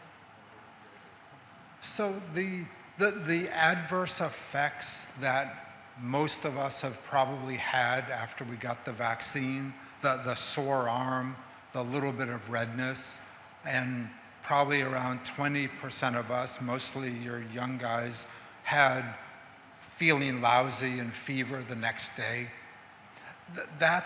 I don't think of those as side effects. What those are, that's adjuvant activity. That's the vaccine stimulating our immune response to make a better immune response. So, they're not side effects. That's the vaccine, that's the LNP doing its job. Can we completely get rid of it? Maybe. I mean, Peter will talk about increasing the potency of the LNP, which will allow us to reduce the dose. That should reduce the amount of sore arms and feeling lousy. But those aren't bad things. That means the vaccine is working, that our immune response is responding. Okay, thank you. So I should probably go and finish my talk, and then we can do more questions. Let me finish my talk, and then we'll do more questions. Yeah, okay. So the last question, maybe we move on, and then you keep your question for the next. Okay. Next, yeah. Okay. Yeah, we move on. Yeah, please. Yeah. So want to switch to another? You could keep on. Yeah. All right. Yeah. So we're going to go on for the future therapeutics approach, and then we have another session for question. Yeah, please. So I put this slide up to toot Penn's horn. So, but Penn clinically developed CAR T cells. There's 2 that are FDA approved that came out of research from Penn. There's many more that are being approved right now. Penn had the first FDA approved gene therapy for blindness, for retinal the disease. So Penn has a big interest in therapeutics and gene therapy. So we've been interested in RNA forever. And the vaccine was an incredible success. But we've also had an interest in RNA therapeutics and other types of therapy using mRNA beyond vaccines. And the problem always came up is how do you get it to the right place? So I showed you when you inject anything, LNPs IV or IP, and even IM sometimes, they go to the liver. And Intellia, a company in Cambridge, has already used LNPs to do gene therapy on the liver. They cured 3 people in their phase 1 clinical trial. But what if you have to target a different cell type? What if you want to target bone marrow stem cells or any other cell in the body? So we've been working on ways of targeting LNPs to other cells. And the approach that we took is we attach a targeting ligand. It can be an antibody, it can be a piece of an antibody, it can be a receptor ligand. We target that to the end of the PEG molecule on an LNP. So now we've got an LNP that has the RNA on the inside, and it has a targeting moiety on the outside. When we examined those LNPs to make sure that we didn't kill them, they maintained their size, they maintained their distribution. They were a little bit bigger. That's actually the size of an antibody coating on an LNP. And most importantly is they retain function. So these are cells that express PCAM or not. We attached a PCAM binding antibody. PCAM is a ligand on endothelial cells. That's important for endothelial cell function. Here, these are cells that express PCAM in red, and we're measuring luciferase expression. So they're targeting the PCAM on the surface, they're going into the cells, releasing their RNA, and the RNA is being translated. These are human UVECs. They express PCAM. In the absence of targeting, they take up no RNA, nothing. When we put a PCAM antibody that targets the UVECs and give them GFP, just about every cell makes protein. So we can effectively target primary cells, get them to take up the LNP and express the RNA. When we inject these IV into an animal and measure luciferase expression under IVIS, which is essentially a camera that measures light production, LNPs without any modifications go to the liver. Nothing in the heart, lungs, kidney. You can sometimes get a little in the spleen, usually not. When we put a control IgG on the LNP, we lose a lot of our liver uptake, but nothing anywhere else. When we add PCAM antibodies, we lose liver, and now we light up the lungs. So we're specifically targeting lungs with LNPs that are taking them up, expressing the mRNA, and producing the protein. We've got a couple of publications out already, one that targets lungs, another that targets brain, that shows we can deliver functional activity with the mRNA. So we can target, we can deliver therapeutics, and we can mediate, we can treat diseases. My lab has had a long interest in HIV, so we wanted to see, could we target CD4 positive T cells as part of a cure technology? Same thing, we put CD4 on the surface of an LNP, we added them to CD4 cells, we can measure high levels of binding at very low doses. T cells were a bit trickier. So the T cells have no endocytic activity. And what that means is that they cannot take up particles. If you try to transfect them with mRNA or DNA, they don't do it. They don't take them up. The only way you can deliver nucleic acid to a T cell is with electroporation. But our idea was, if we add a nanoparticle, 80 nanometer nanoparticle, that has an anti-CD4 antibody, that will bind to the T cell. CD4 is endocytosed after binding. That's how HIV gets into a cell. The CD4 endocytosis will bring the LNP in. So that takes care of the endocytosis problem. And when we did that, we saw very good expression of the luciferase in primary T cells. So we could target and deliver RNA and get expression. We switched to a reporter gene mouse. So these are AI6, they're a LOXP mice. They have LOXP sites surrounding a stop cassette in front of a fluorescent protein. And if you deliver Cre recombinase recognizes the LOXP sites and removes the stop codon and turns the fluorescent protein on. So it's a way of measuring LNP delivery of Cre recombinase to these cells. We took cells in vitro and added LNPs to them. When we added targeted LNPs, we had up to 50% of the cells were now expressing the green fluorescent, the fluorescent protein. When we injected them into mice, we saw lighting up of the spleen, which are where many T cells are. We purified the T cells from the spleen and showed that the activity was in T cells, not in macrophages or dendritic cells, which also had activity. But what was most interesting is we took those animals, so the animals that we took all of those organs out, we re-imaged them, and we saw luciferase activity in lymph nodes. These are para-aortic and inguinal lymph nodes.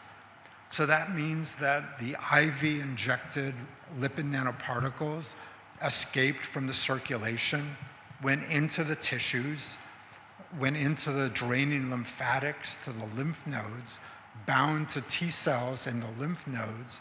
The luciferase was taken up, expressed, and made protein. So we're able to target LNPs to tissues and lymphatics throughout the mouse. The other interesting thing, and maybe it's just interesting to me because I'm interested in HIV, this is an activation marker here. In HIV, the latently infected cells, so these are cells that have an HIV provirus in them, they're latently unactivated resting T cells. And that's why the virus isn't expressed. Here we're measuring activation, and we've used all the different markers. We see equal amounts of activity in resting cells than in activated cells. So we can target resting cells in vivo that can take up the LNPs, make the protein, and mediate a gene recombination.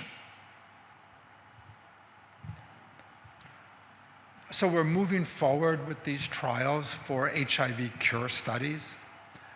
We're delivering a few different approaches.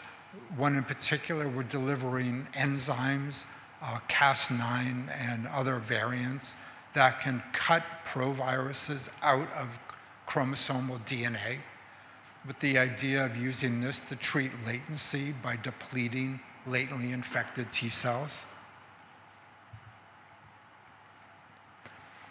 We also, being the place where CARs started, we were interested in targeting all CAR T cells.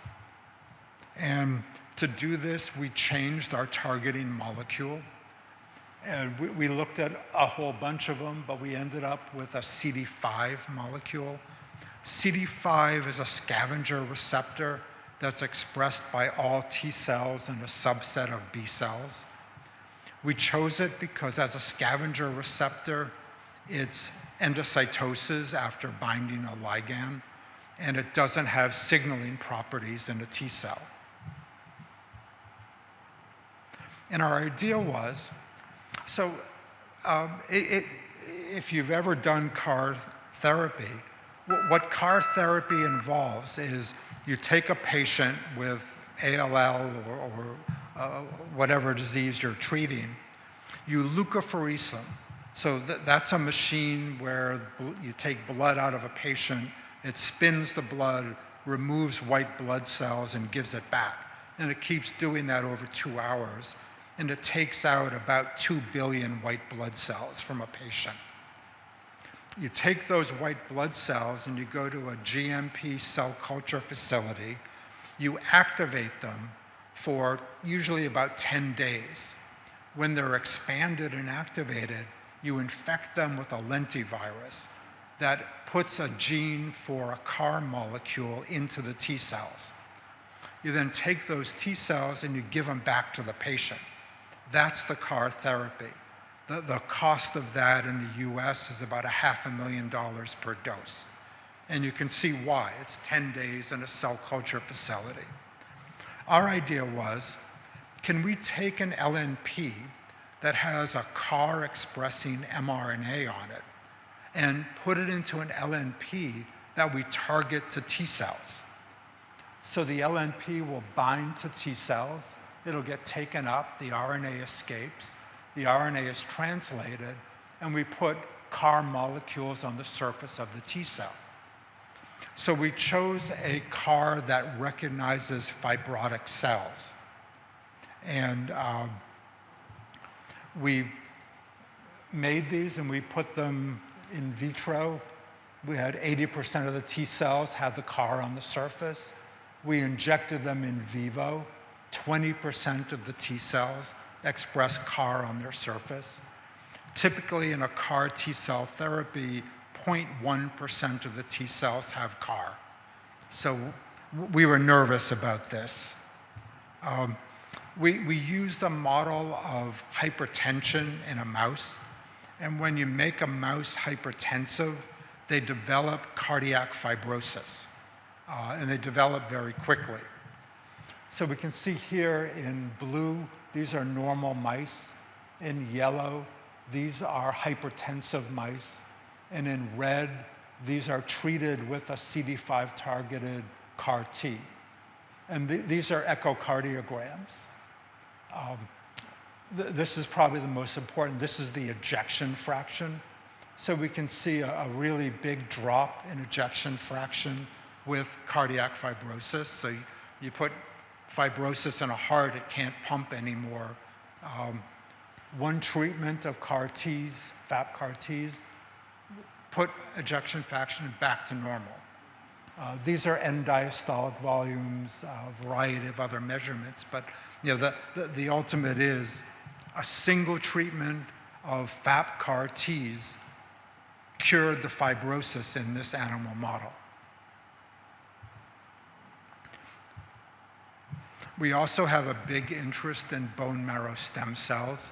There are hundreds of genetic diseases. The ones that we're principally interested in are sickle cell anemia.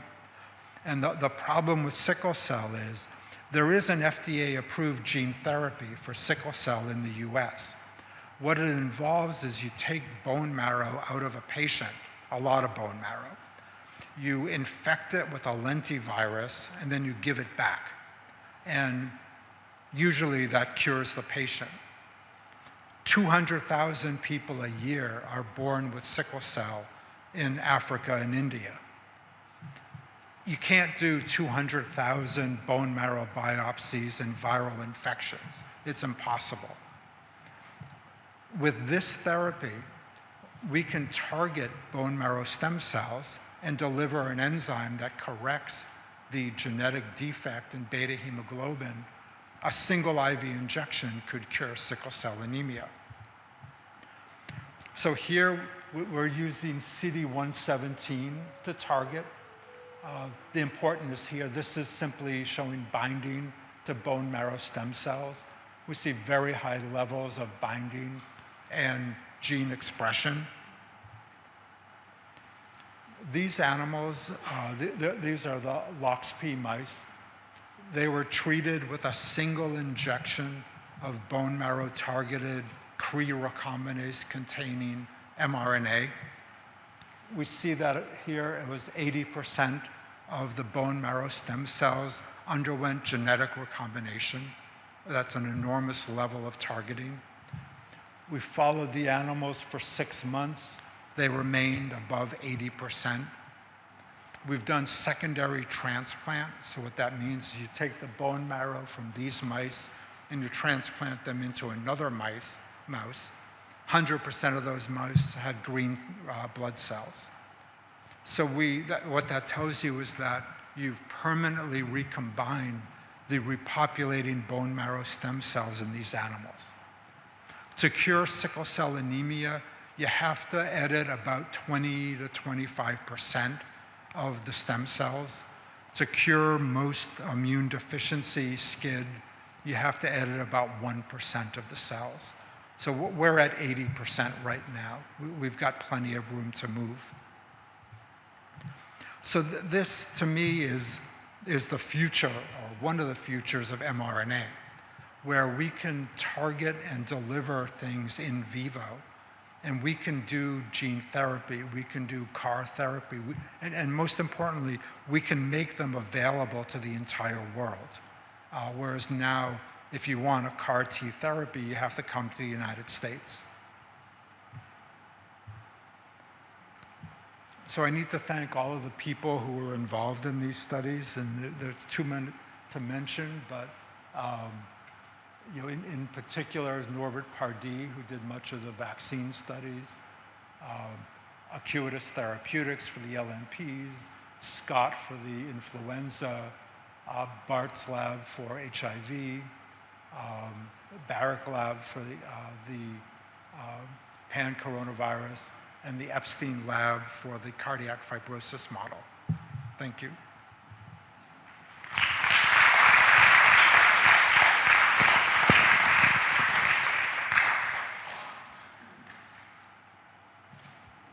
Thank you very much, Drew. It's always, anytime when we listen to your talk, a lot of new things coming in, and really amazing work from your group. Any question from your floor? Yeah, please. Thank you very much for a very interesting talk. So I just have a question on the duration of protein expression. So do you see the difference in the protein expression between different type of proteins? For example, when you try to express the viral antigen versus tumor antigen, or even like to express CAR. So every coding sequence, every protein is expressed differently. And there's a lot of different things that modulate how much protein a coding sequence will make. Viruses often have, viruses typically will put lousy signal peptides to reduce the amount of protein made. They'll have microRNA sequences. There's a lot of different ways. When somebody asks me how much protein is made from an RNA, it depends on the RNA. Everyone is different. So it's like, so the duration of expression will be different. It depends on the type of protein more than the characteristic of the RNA that we produced, right? Like. Yeah, so it depends. Now, we do a lot of things to increase that. So we optimize the coding sequence that Katie described. We optimize the UTRs. We optimize the signal peptide to try and get more protein per RNA molecule. And another question is about the mRNA-based CAR T cells. Can you comment on the anti-tumor activity of the mRNA-based CAR T comparing to the typical viral-based CAR T? So Penn has done clinical trials where they used RNA.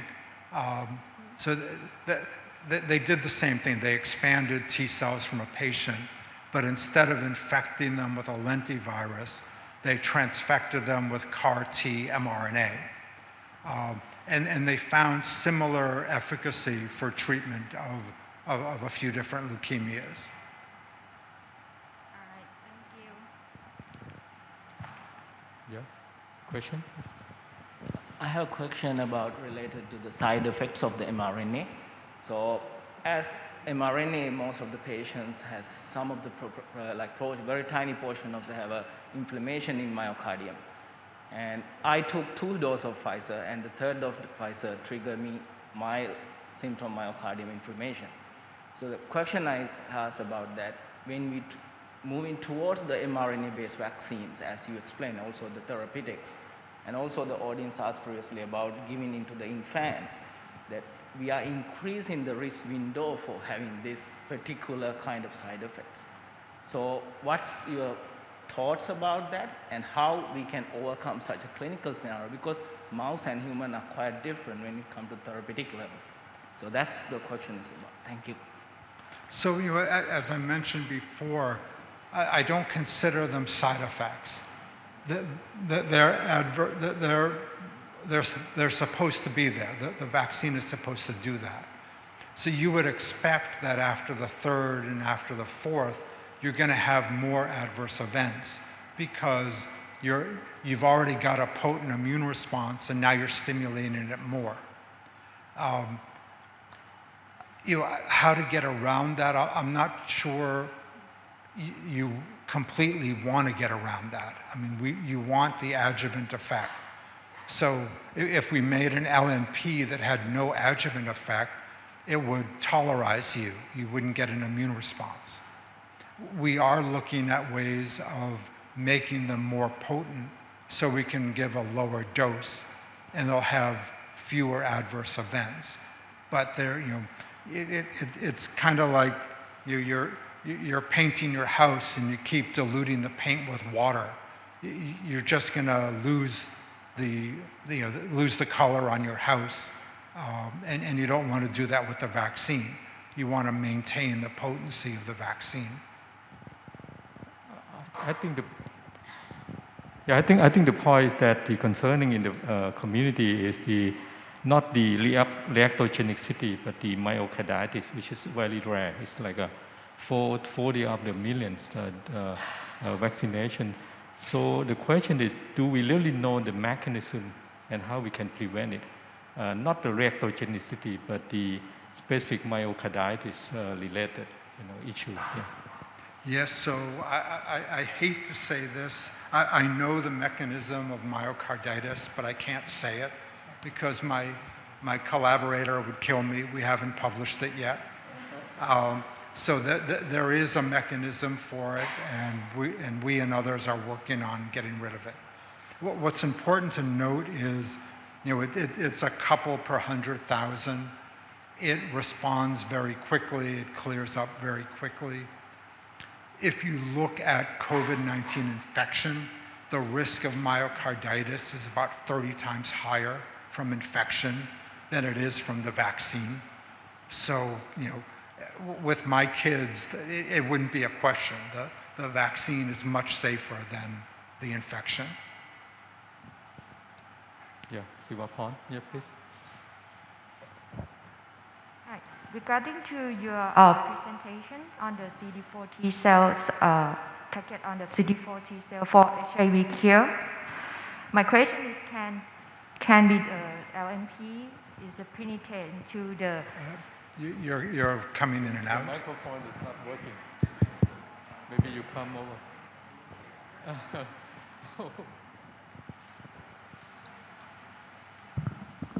Okay. Regarding to your presentation on the target CD4 T cell for HIV cure, can this LNP penetrate to the silent compartment that have a HIV reservoir, such as CNS compartment, lymphoid, or any other compartment? So it means when you do the HIV cure approach using the CD4 targeting mRNA, her question is that the sanctuary site of the reservoir, a latent infection, can you really reach out that area, like the lymphoid, most of the lymphoid tissue in the gut and many other places, and the brain? Yeah. Yeah. So we don't know yet. We're testing this in macaques. I mean, we find we find labeled tissues in the GI tract. We find them in lymph nodes. We find them in every organ and every tissue. The problem with HIV latency, it's 1 out of 1,000,000 has a virus in it, and 1 out of 100 of those has a live virus in it, and trying to hit 1 out of 100 million cells means you have to have incredible efficiency. And we're at 80% with a single dose. So we've got a long ways to go. Okay, my second question is about the co-infection in HIV, such as tuberculosis. There are any development on mRNA vaccine for TB?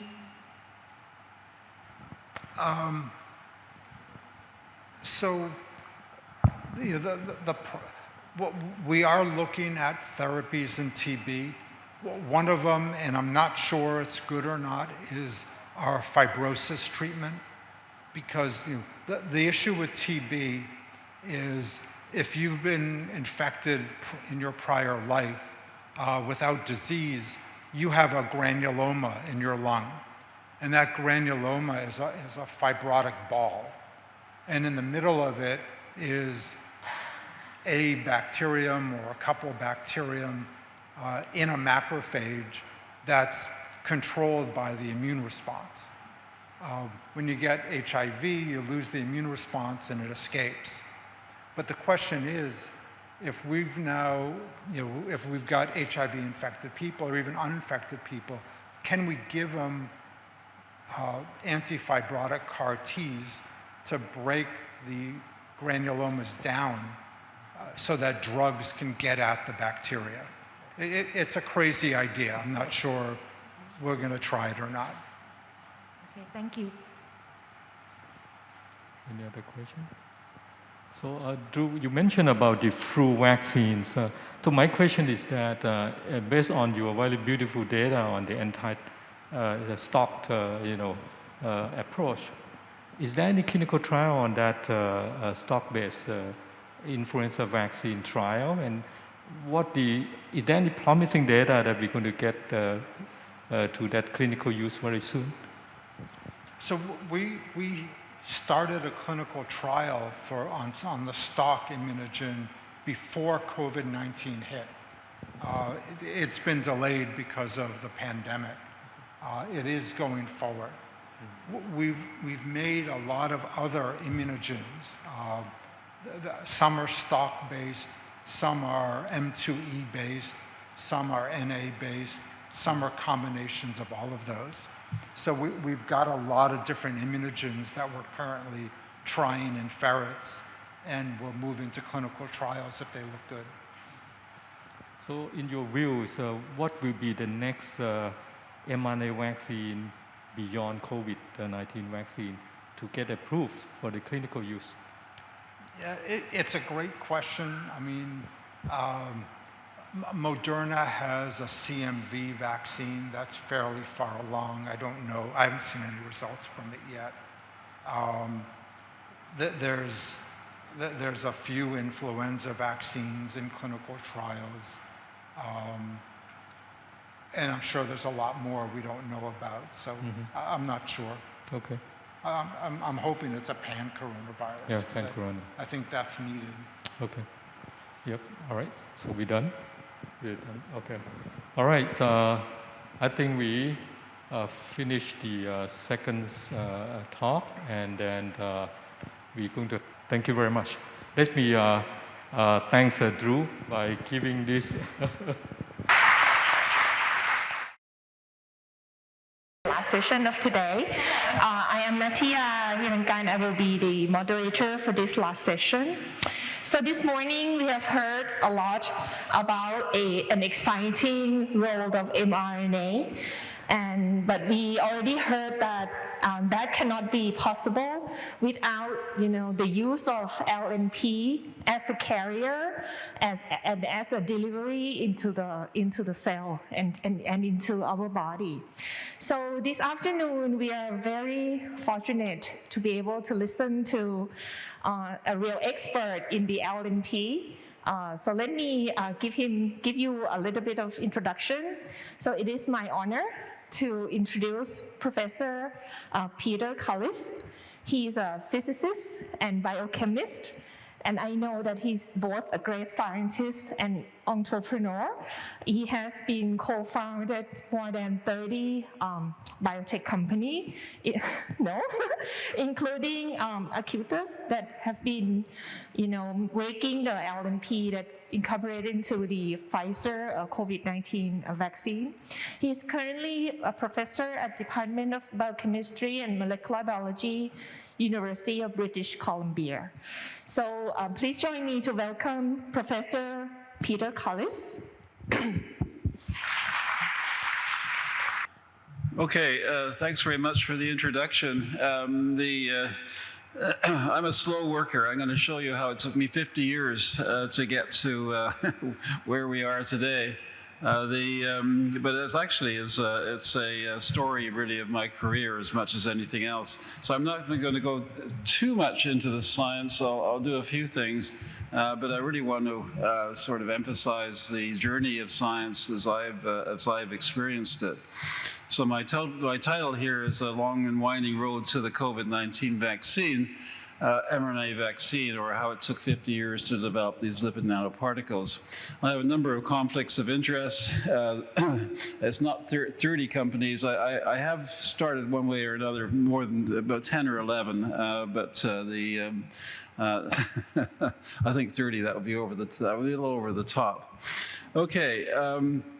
So you've all read these various headlines saying that the vaccines encapsulate or use tiny bubbles of fat. So this is just a headline from Bloomberg, but there's been many other press releases, et cetera, that say similar things. And in some ways, they're right. You know, what are these tiny bubbles of fat? First of all, they are pretty tiny. They're 100 nanometers or so in diameter. Now, when you draw a line with a pencil on a piece of paper, the thickness of that line is about 10 cells wide. These things are about 100 times smaller than a cell, and so you can fit 1,000 of them within one line that you might draw on a page, just to give you an idea of scale. So we're really dealing with things that are pretty tiny and can get to most parts of the body. But they're really not bubbles of fat. They're made of membrane lipids, which are distinct from what we normally think of as being fat.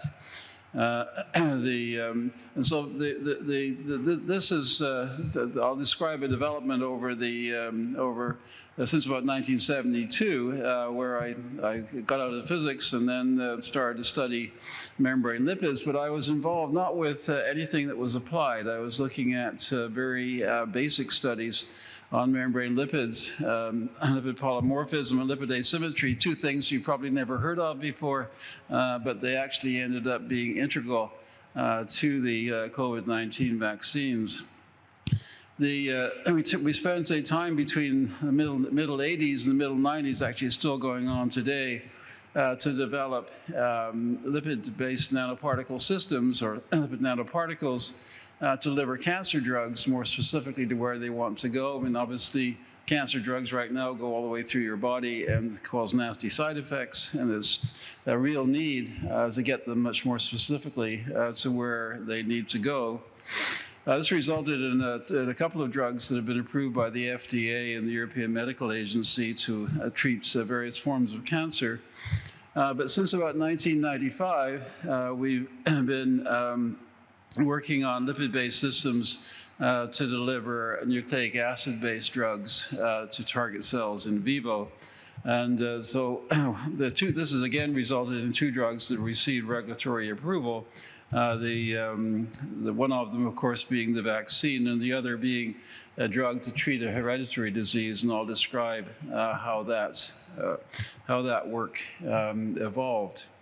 So I got my PhD in solid-state physics. I was looking at semiconductors at 4.2 degrees Kelvin, which basically translates as transistors on the moon. It seemed like most of the interesting problems that I could see were outside the field of physics. But I did know quite a bit about nuclear magnetic resonance, and so or called NMR, and so there were applications for that in the life sciences, and so I applied for a postdoc to go to Oxford, which I got to in 1973, but I knew nothing about biochemistry. So for any of you that get into a new field,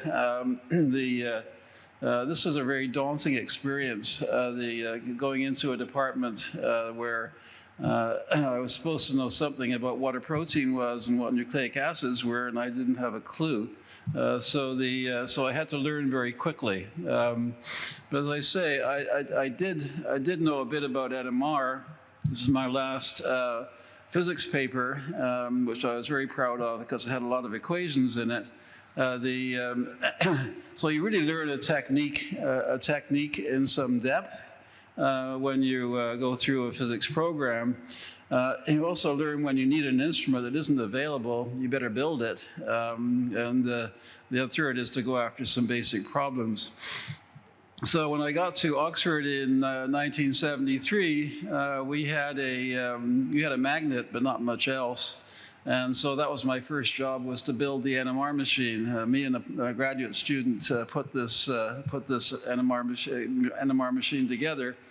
And that was, as I said, my introduction to biochemistry was not really much about biochemistry. It was about building an apparatus. Then I used the NMR machine that we built to study lipids in biological membranes. And as I indicated, the idea here was to go after pretty basic problems. So I got interested in the properties of lipids in biological membranes.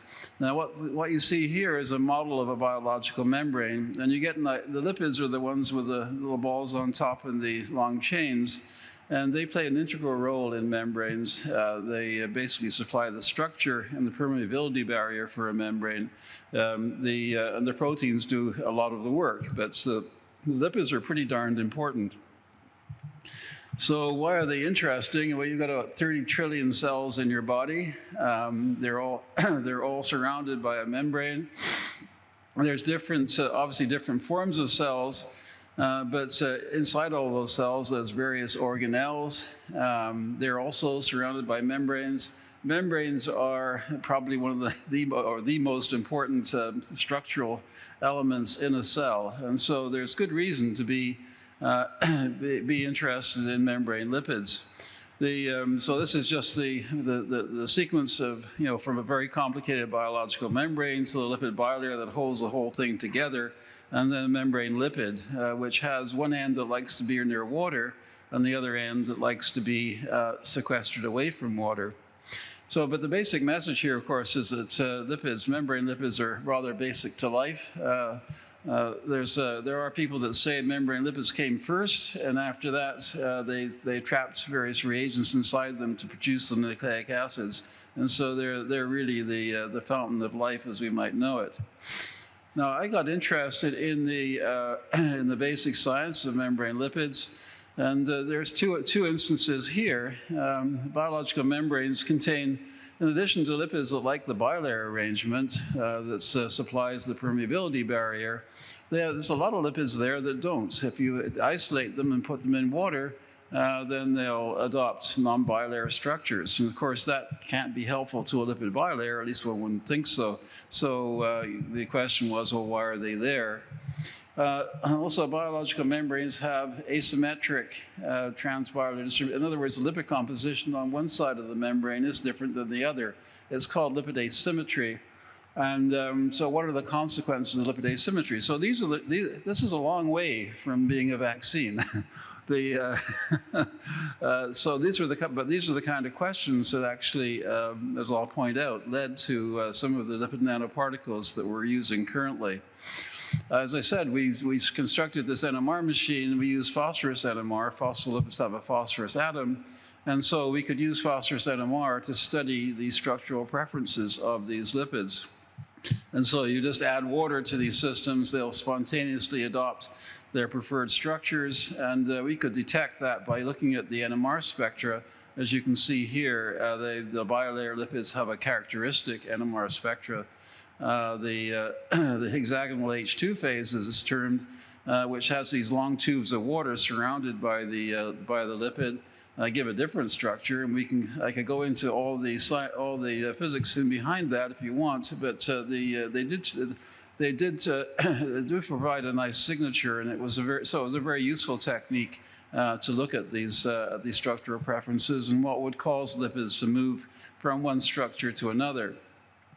And together with a postdoc that was in Oxford at the same time I was, we worked together actually for about 10 years, and published, must be about 70 or 80 papers on the lipid polymorphism side of things. We managed to explain using a shape hypothesis why lipids adopt one structure versus another. I will come back to this in the course of the development of the lipid nanoparticles, which is why I'm going into it now. But I'm pointing out how a lot of what we're doing now relied on these early stage efforts. efforts. So then we asked, well, what are the functional roles of non-bilayer lipids, of these lipids that don't spontaneously, like the hexagonal H2 phase? So what are they there for? What are they doing? Now, obviously, a biological membrane is pretty darn complicated, and so it's very difficult to do experiments on an intact membrane and look to determine what the physical roles of individual components are. And so what we used were model membrane or liposomal systems. And we developed a way of making these vesicular systems. They're shown on the right-hand side here, the cartoon, a cryo-TEM below that. But about 100 nanometers or so in diameter, maybe a bit less than that. We could easily make them. But we had to develop a way of making them, so we developed something we called the extruder, which actually turned out to be the start of one of our first companies, because we found that to get a rapid way of making these vesicular systems was something that was quite popular, and so the market was there, at least the scientific market. This is now one of the most popular techniques worldwide, in order to make liposome or univalvular vesicle systems. So we use these liposomes to show that membrane fusion and many aspects of life depend on membrane fusion, starting with fertilization, intracellular transport, cell division, many other things. But we showed these non-bilayer lipids really played a vital role there. And so this and other functions that rely totally on the presence of these types of lipids. We also use them to demonstrate the consequences of lipid asymmetry. We synthesize a lipid, which we call an ionizable cationic lipid, which could exist either in a protonated form, which you see on the far left, which was, because it has a proton, a protonated form. This is a primary amine, as is indicated here. The lipid would then have a positive charge in the head group, or it could exist in a neutral form. And what we developed that lipid for was if it gets protonated, membranes are very impermeable to charged compounds. And so if this lipid moved to the inside, which it could do very easily in the neutral form, and then got protonated, then it would stay in the inside. And so we could drive lipid asymmetry using these lipids. So it was a great way. We could demonstrate huge shape changes as you flip a lipid from one side of a membrane to the other. And I'm sure that biological membranes use this kind of process to advantage for transport and other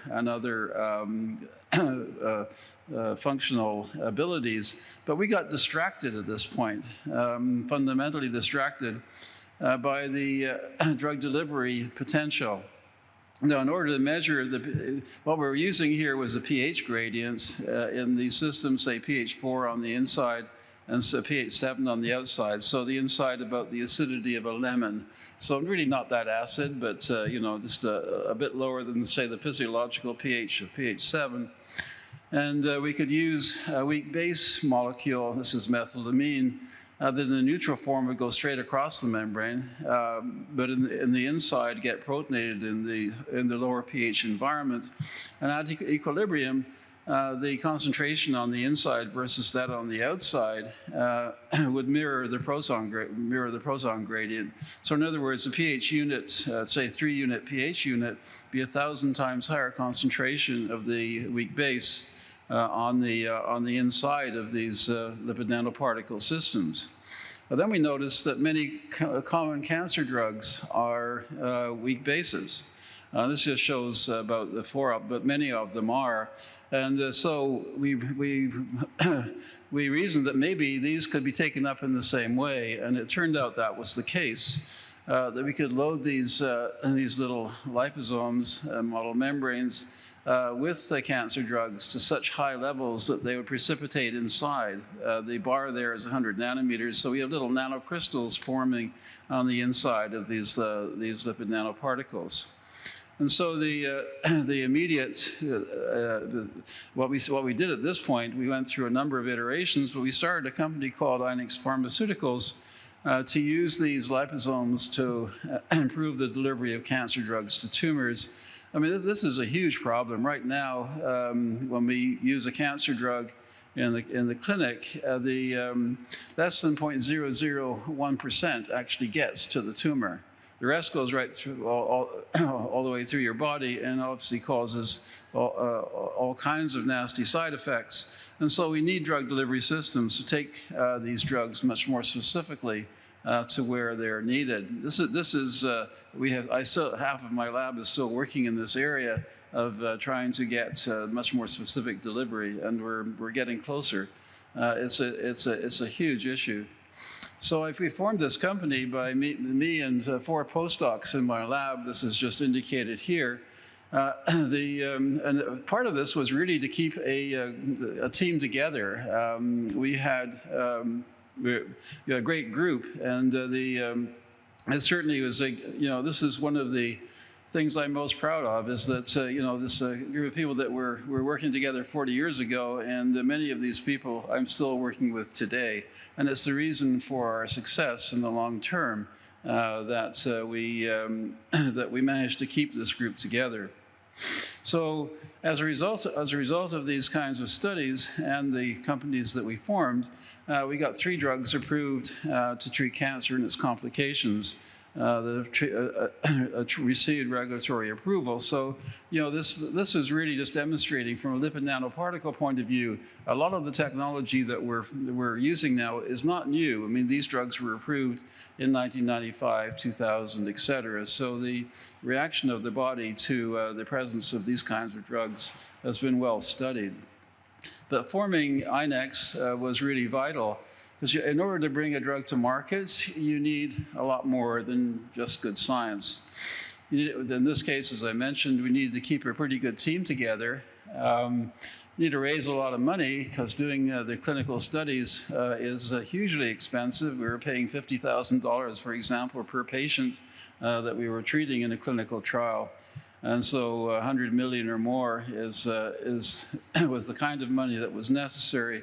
But you need also different forms of expertise, of financial, manufacturing, regulatory expertise, clinical expertise, obviously, business development and deal making, the list goes on and on. So one of the consequences of being in a company, though, is that you sort of have to be sensitive to changes in direction.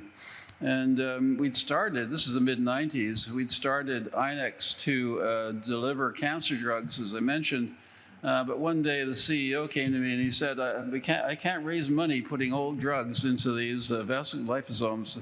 We need to be doing gene therapy. It has, and this was the exact words, he says, has much more sex appeal. So it's, at least it did for investors. So it started us off really on a whole new path. And this is getting more to the crux of the matter in terms of the LNPs for vaccines and other applications. Now, what is gene therapy? Wikipedia has a very general definition. That's the therapeutic delivery of nucleic acid into a patient's cells as a drug to treat disease. But the operative word here is delivery. They need a delivery system for a variety of reasons. One of those, or 3 of those, are that these molecules are very easily degraded.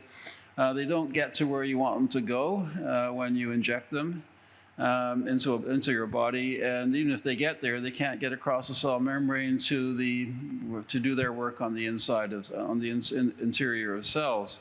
And so the delivery system here is crucial. Now, you remember the central dogma is this term of molecular biology, which is DNA makes RNA makes proteins. And so we have to either prevent the translation of pathogenic proteins or encourage translation of therapeutic proteins. And this is using nucleic acid polymers. This is the practice of gene therapy. Now, we focus primarily on RNA-based molecules because they can either inhibit gene expression or promote gene expression without involving the genomic DNA.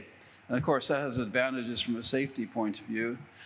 One can use short interfering RNA to combine with the mRNA or to get the mRNA coding for a particular sequence or a particular protein to be degraded, or you can use mRNA to cause the production of therapeutic proteins. But of course, both of these are large molecules that can't get across cell membranes on their own.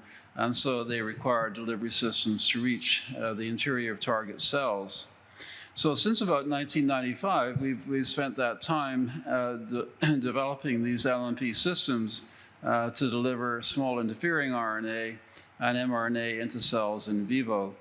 So I'll just go through a bit of the design of these systems, talk a bit about the Onpattro story, and then subsequently the BNT162b2 or the COVID vaccine story, the Pfizer-BioNTech COVID-19 vaccine.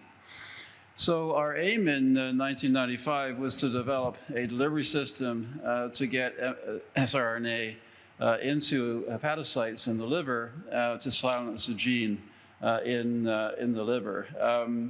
This is a pretty huge challenge. I mean, as you're aware, the immune system is exquisitely tuned to make sure that no nucleic acids get inside cells.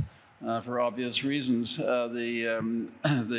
of course, viruses have evolved to try to avoid this, and that's of course one of the reasons why they have certain pathogenic effects. That's the reason why we have such elaborate immune systems. And so what we're trying to do here is package up the nucleic acid, inject it intravenously, have it go to where it wants to go, get out of the circulation, get taken up by a cell, and then get out of the endosome, as it's termed, to get into the cytoplasm. This is quite a trick in order to design systems that might do this. Now, the first problem that we hit was that efficient encapsulation of the negatively charged nucleic acids requires a positively charged lipid or cationic lipid. Now, there's no permanently positively charged lipids in nature. They're either neutral or they're negatively charged. Positively charged lipids are really toxic. They'll tend to rip membranes apart. So this is a big problem. How do we encapsulate these polymers without having this toxicity? And we learned the hard way that with, say, cancer drugs, anything that adds to toxicity, you got a big problem. So we went back to the work that we've been doing on lipid asymmetry, and as I mentioned, we'd synthesized this lipid called DODAP, ionizable cationic lipid that could exist in a positive form or a neutral form, depending upon the pH. Now we asked the question, well, what if we lowered the pH to pH 4, and where it's positively charged, couldn't we load nucleic acid polymers into a lipid nanoparticle, and would the nucleic acid be retained when we brought the pH back up? So a pretty simple question, but if we hadn't had the ionizable lipid as a result of the basic studies, we would have never thought of doing this.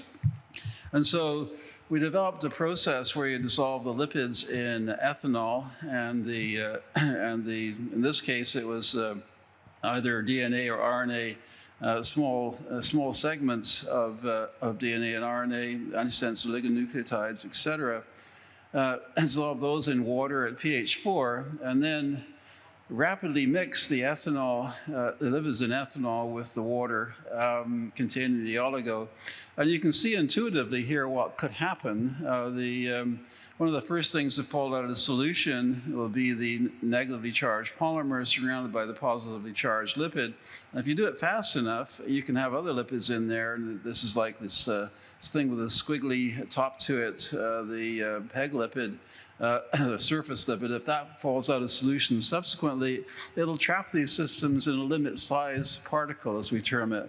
In other words, the smallest size particle that's compatible with the molecular components.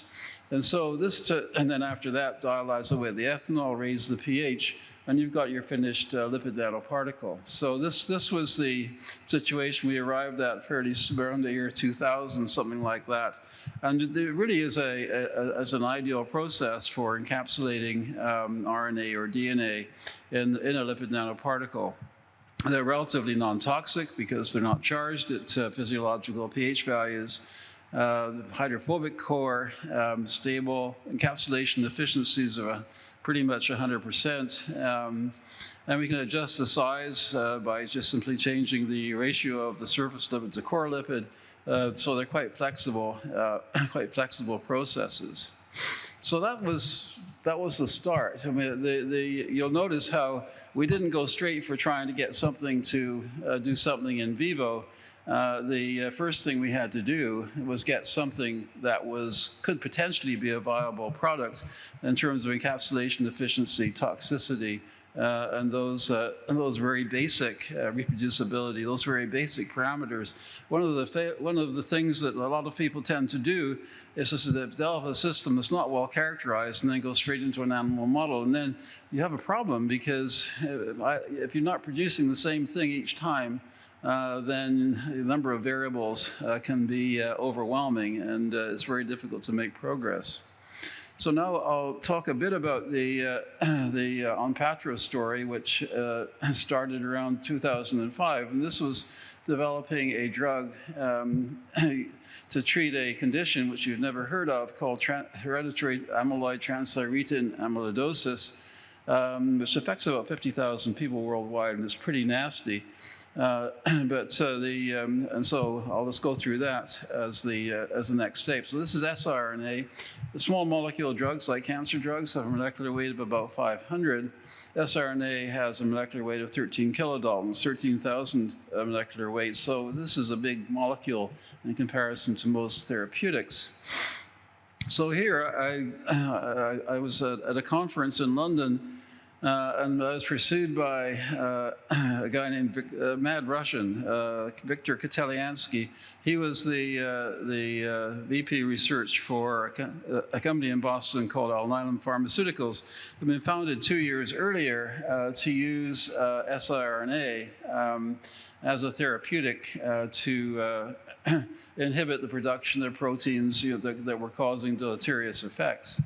And he said, we have a problem. How do we get our siRNA into the liver, into hepatocytes in vivo? And is there a delivery system that you have that we can take advantage of? So this resulted in a really very productive collaboration with Alnylam that went on for about 7 years to develop these LNP siRNA systems to silence genes in the liver. So it's involved INEX and subsequently Acuitas Therapeutics, as well as my UBC lab. This is the two teams. We had 8 chemists working continually over this period, 300 different lipids, testing many formulations, and it resulted in a very viable product. So these are the simple systems that we developed as a result of using the ionizable lipids. This is a cartoon rendition. So we said, okay, can we silence a gene in the liver using these systems following an IV injection? Now, as has already been alluded to, these lipid nanoparticles get into cells by a process called endocytosis. And so our job is to get these lipid nanoparticles to break out of the endosome before it goes on to what's called the lysosome, where everything's going to get degraded. So there's a critical point here where we want to get the maximum release of whatever the cargo is. So this is the objective. Now, how do we get ionizable lipids to destabilize endosomes? Well, we knew that permanently positively charged lipids could destabilize membranes. And so we started to ask the question, well, why is that? How does that work? And what we found was that if we took these cationic lipids and added them to the negatively charged lipids we find in membranes, they flips them right over from a bilayer structure to a hexagonal phase, these non-bilayer structures. This accounts for the toxicity, of course, because it just rips biological membranes apart. So the trick here was to say, okay, can we design these ionizable lipids so that they can take advantage of this sort of process to destabilize the endosomal membrane? So we had to design them so that they would get to a certain point after being taken up. You'll notice that the pH in the endosome goes down as the endosome matures, and so that these ionizable lipids will get, because they're neutral at physiological pH, but they're charged at lower pH, they'll get protonated and become cationic and able to combine with the negatively charged lipids as they progress in this pathway. So we really were back to lipid polymorphism, this very basic work that we'd been doing 20 years before. And so we designed these ionizable lipids, both in the sense of their shape in order to get the maximum non-bilayer preference, but also their pKa, the pH at which they became protonated. And this ended up being quite a useful approach.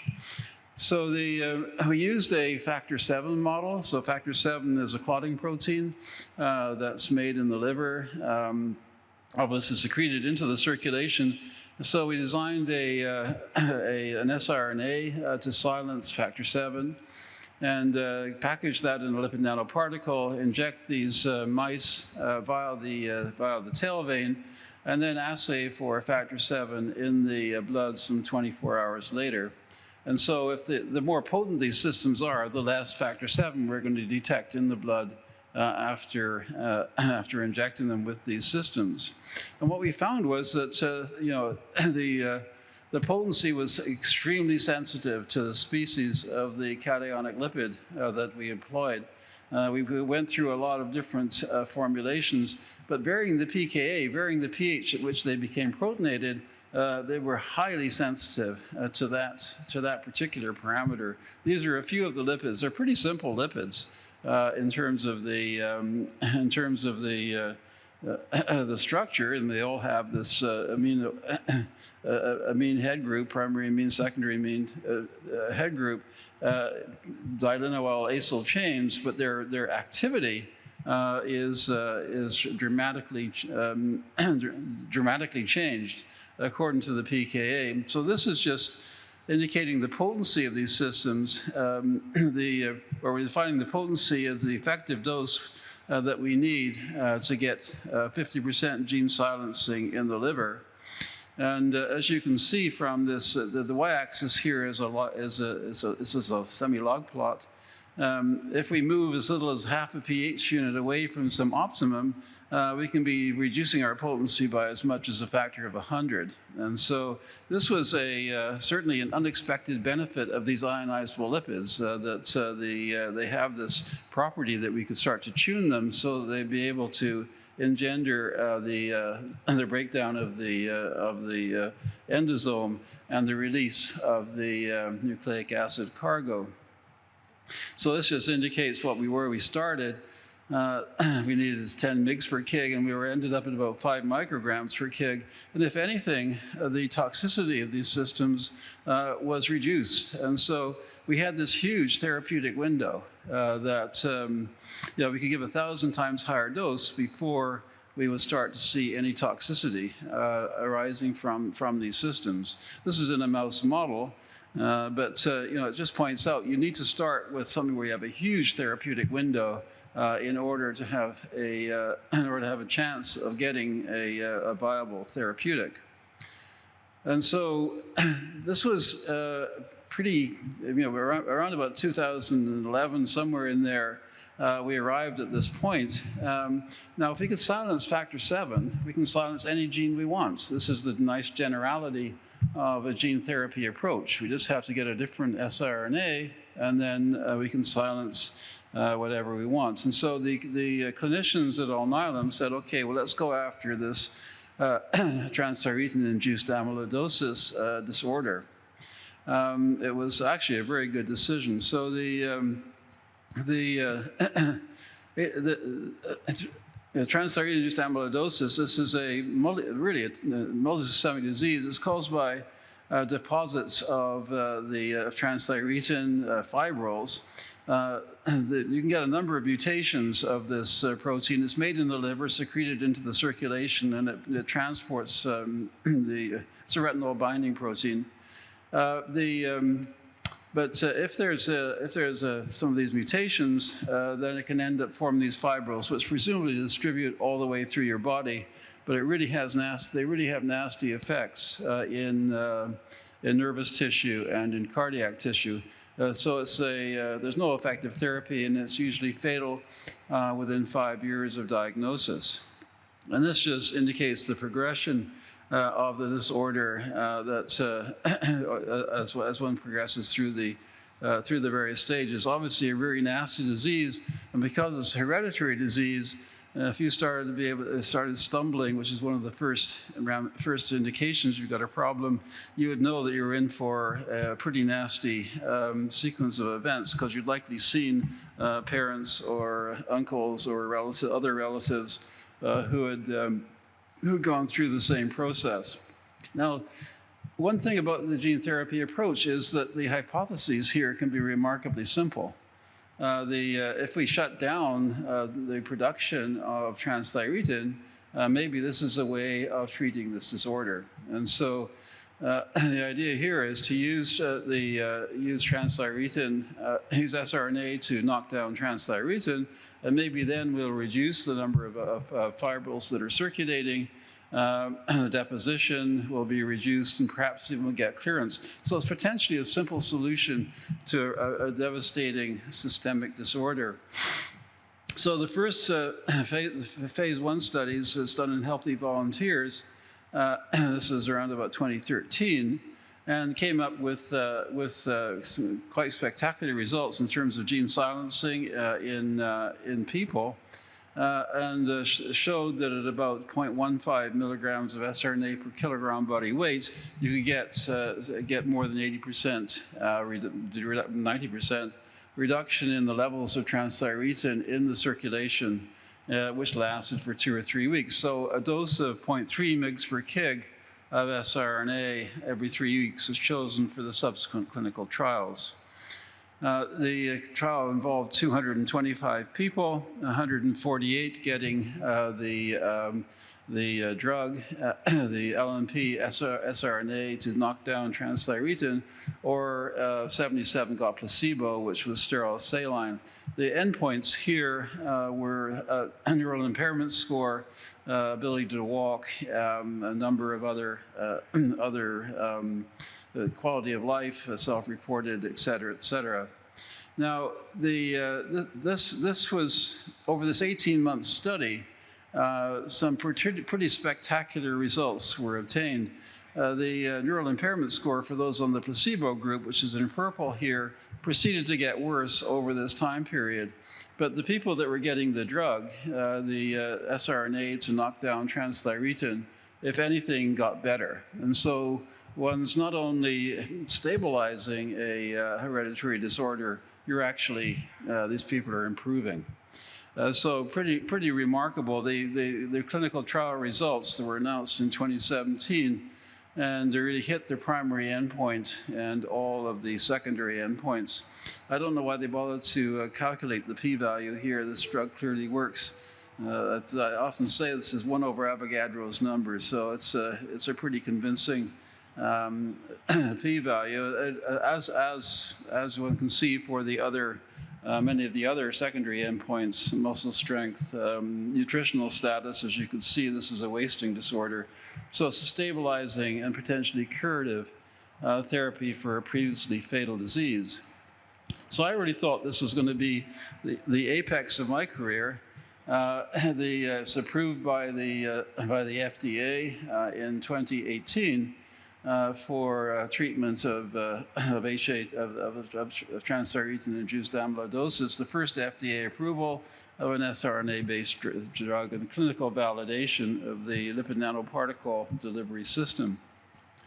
So I'm just going to go on now to the story post 2012 when the drug.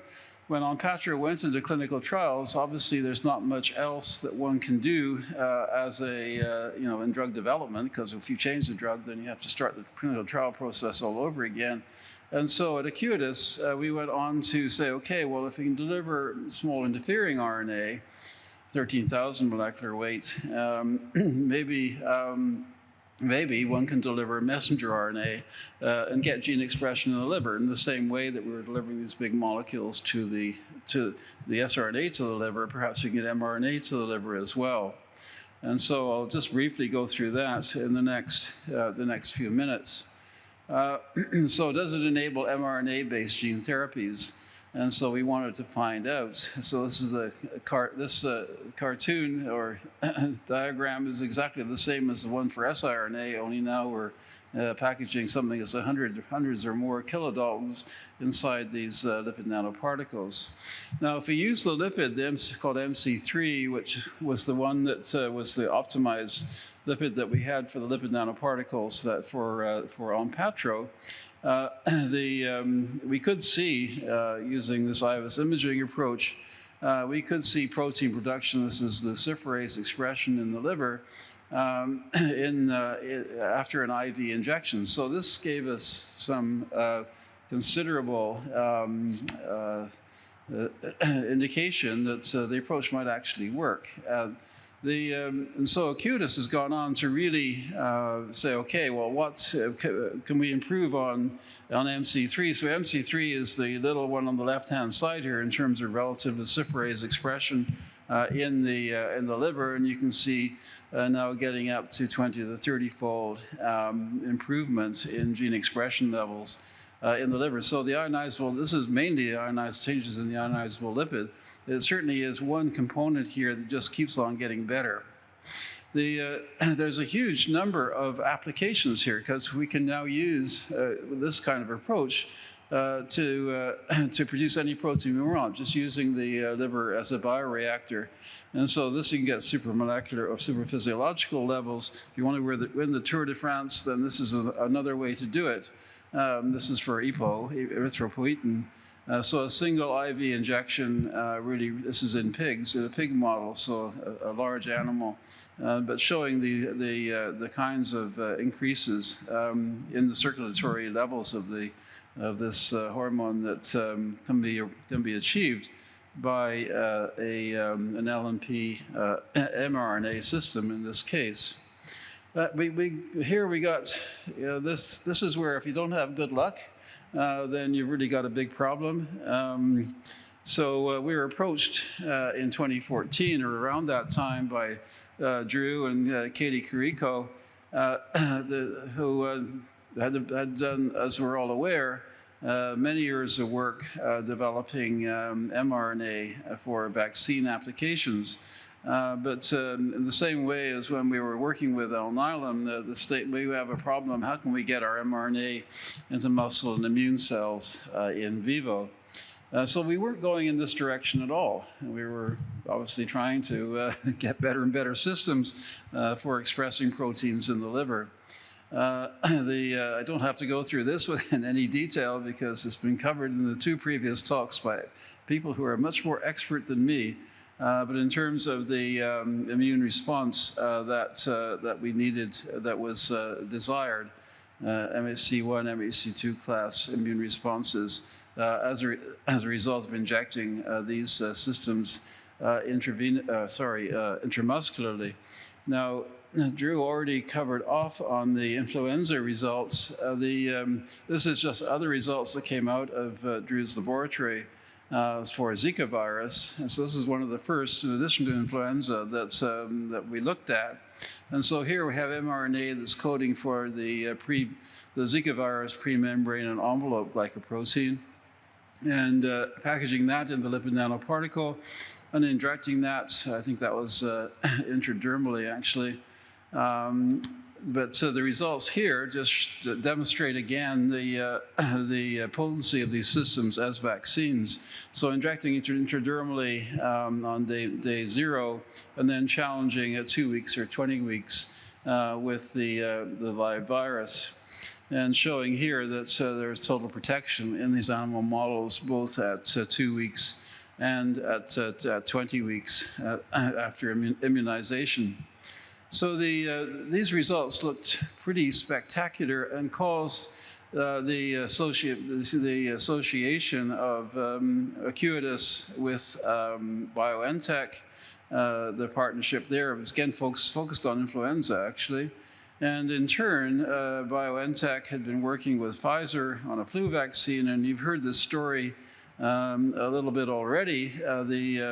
So of course, all efforts switched from a flu vaccine to a COVID-19 vaccine in January of 2020. I was asked to go down to Pearl River, Pfizer's headquarters, to give a talk. I guess that was in February of 2020. And I really couldn't understand why it was I had senior people from the company in the audience. Because usually when you go to a pharmaceutical company to give a talk, well, you're talking to the people at the bench, the scientists, et cetera.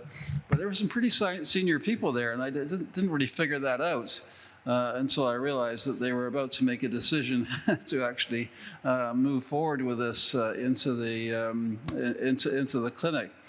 So yeah, serendipity certainly worked well here, that all these things came together. Here we're, of course, putting in the mRNA coding for the SARS-CoV-2 spike glycoprotein into these lipid nanoparticles that had evolved through this complicated path that I just went through. And you all know the results of this. These are results that were announced November the 18th of 2020. Demonstrating 95% effectiveness for preventing the SARS-CoV-2 virus, the COVID-19 disease, consistent right through age, gender, ethnicity, etc., and also pretty well tolerated. Again, as you've heard, there's 44,000 people in this trial, which is a really big trial. For a vaccine, and so the confidence in this was pretty strong. So this has been approved. This is an older slide. It says up to 1.3 billion doses by the end of. Well, actually, it's a press release. They said they were going to get 1.3 billion doses by the end. I think it's ended up at 3 billion or something in that realm. It points out actually how the manufacturing process here is readily scalable. It has been approved in many jurisdictions. So we spent this time, these 25 years, and as you can see, I've tried to trace through the zigzag path on the way there that has really evolved into what is. Right now, I think it's the most successful new drug in history in terms of the number of doses and the impact, the worldwide impact. But really, the vaccine applications, as we've heard, are just the tip of the iceberg. There's many other gene therapies that are going to be enabled here, and we've heard what a large number of those are. Again, I would say to the people in the audience that the younger generation of scientists, this is a fantastic area to get into, because there's really so much that can be done now that we could never do before using these kind of approaches. And certainly cancer, heart disease, brain disorders, whatever, are now becoming much more attackable than we might have thought. The one thing that I find fascinating is the way in which the potential for really personalized therapies, where so this is simply because things can be done so quickly. Once you identify the protein you want to make, or you want to edit, or you want to silence, then you can produce the sRNA or mRNA in a time on the order of weeks. And the encapsulation takes a day. And so you can have these highly personalized therapeutics that are available in the time frame that's really quite useful. For example, if a child is born with some genetic deficiency, which if they don't get the right protein, then they may well die. Well, these are things that can be done in a very I'm going to say very straightforward. It's not that straightforward, but can actually the potential is that it can be done. So all of this arose from very basic research on the roles of lipids in membranes, and so I always like to give some sort of a boost to basic research efforts, because if you don't have this basic research effort going on, you don't have the tools to really enable you to make advances in therapeutics. So there's a number of lessons here. The basic research one I've just indicated. Lipid polymorphism, lipid asymmetry don't conceptually have much to do with gene therapy. Starting companies I found to be a very useful way to go forward to keep a really good team together. This is true with INEX and with Acuitas. And the collaborative nature of science that is also vital. Without the work with Alnylam and with Drew, we would never have got to where we are. So I'll just close with a few acknowledgements. As I mentioned, I've been working with people like Mick Hope and Tom Madden for 40 years. The many others, Steve Ansel, Ying Tam, Barb Mui, Paula Lin, Sean Semple for 20 years or more. And it's those long-term relationships that have really made this a fantastic journey. Alnylam, Mark Tracy, Kenneth Kink, and Martin Mayer, Manama. These were formative moments. My own group, and of course, working with Drew at the University of Pennsylvania. So it's been quite a what's the word? A fascinating evolution that I think points out how science is very difficult to be predictive of what you actually need in terms of developing new approaches to therapies. And in this case, things have fitted together very well. So with that, I'll take any questions you have.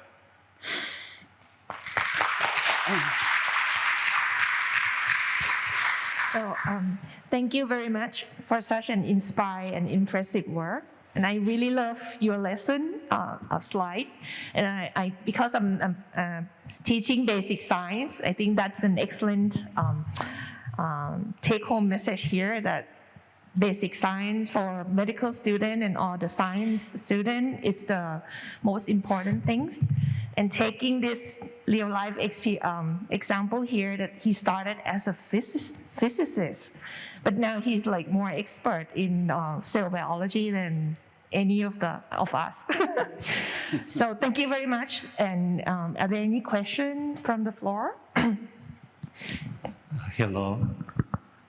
Who is Ian McLachlan, and how is his platform for the lipids related to yours work?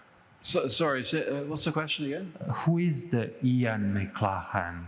Oh, and Ian, how is his yes. discovery related to your research? Right. So Ian was I hired him into INEX Pharmaceuticals, and he was helping us with the gene therapy approach. Now, in the year 2000, we started to get some good results with our liposomal formulation of an anti-cancer drug, and we put more effort into that. And so we spun out some of the gene therapy work into a company called Protiva. So we got another company I co-founded. So he was the chief scientific officer in that company. Yes, but so what I catch from the Forbes, he is the one who developed the platform for the now that is used in the vaccine. Is it overly simplified version, or is it really true? I don't know if I quite catch your question. So based on the interview in the Forbes, Yeah. This, No, they definitely made a contribution. At that point, we had the ionizable lipids, we had the pegolipids, we had the cholesterol and phosphatidylcholine and all of that in there. We were working on antisense oligonucleotides, and Ian's group moved that on to siRNA, working with Alnylam, and so they managed to get that system working for siRNA, which is a more potent molecule for silencing genes. So, yeah, thank you.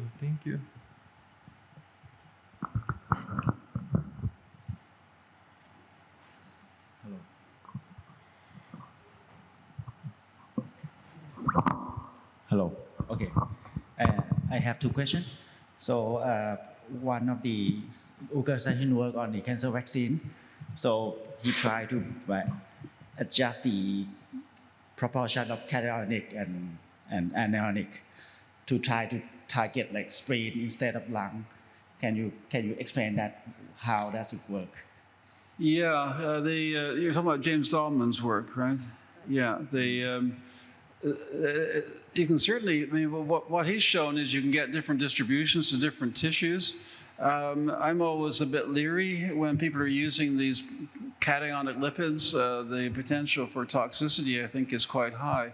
The other part is the proportion of material he's getting to those sites, is not huge.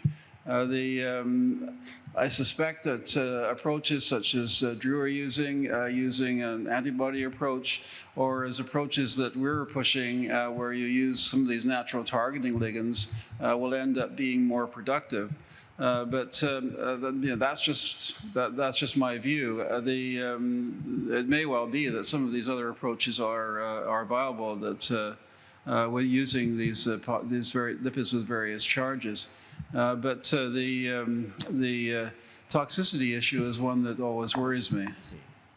So in your view, in order to target the specific tissue, better to use like affinity base instead of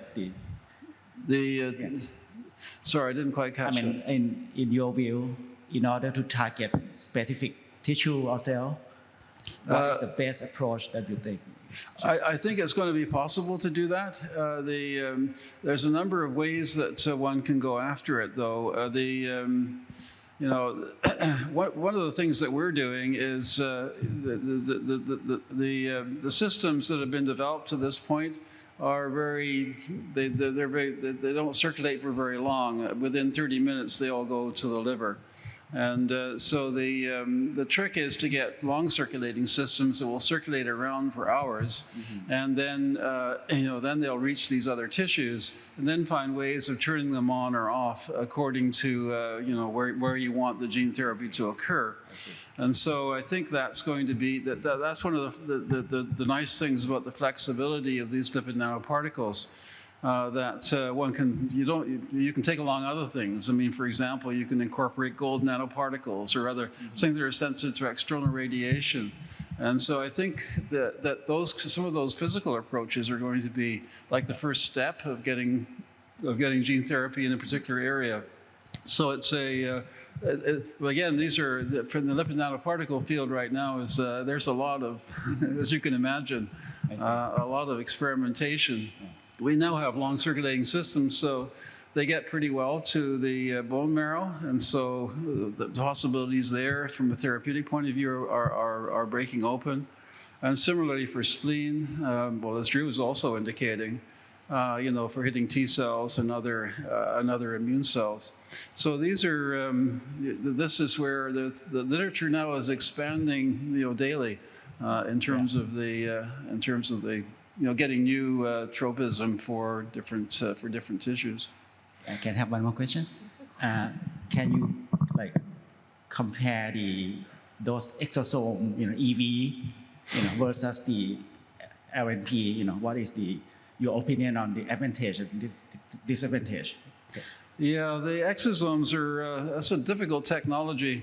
In terms of loading them with cargo and having reproducibility in the exosome itself, they're pretty complicated, and the manufacturing process is not straightforward.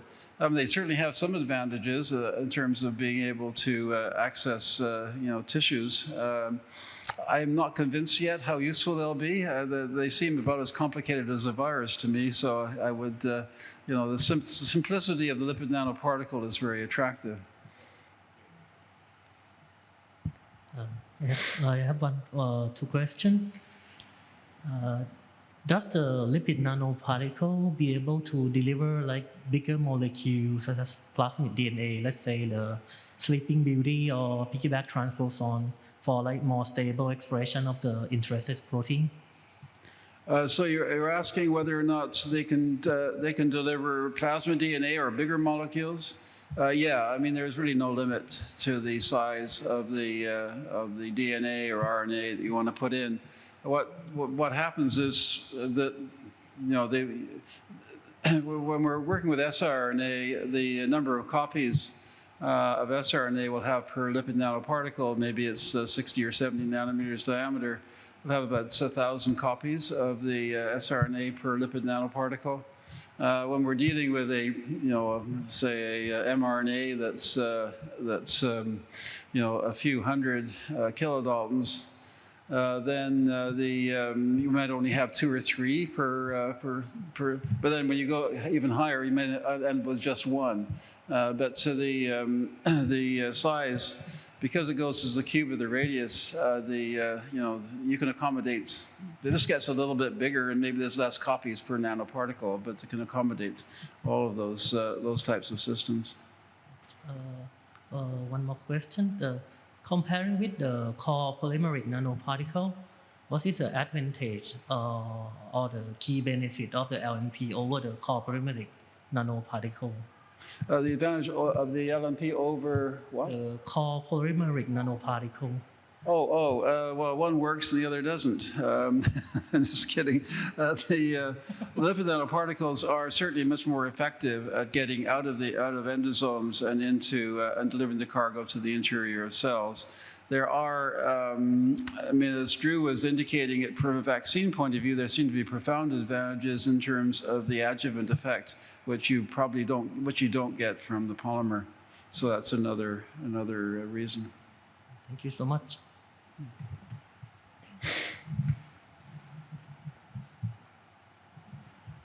Thank you very much for your excellent lecture.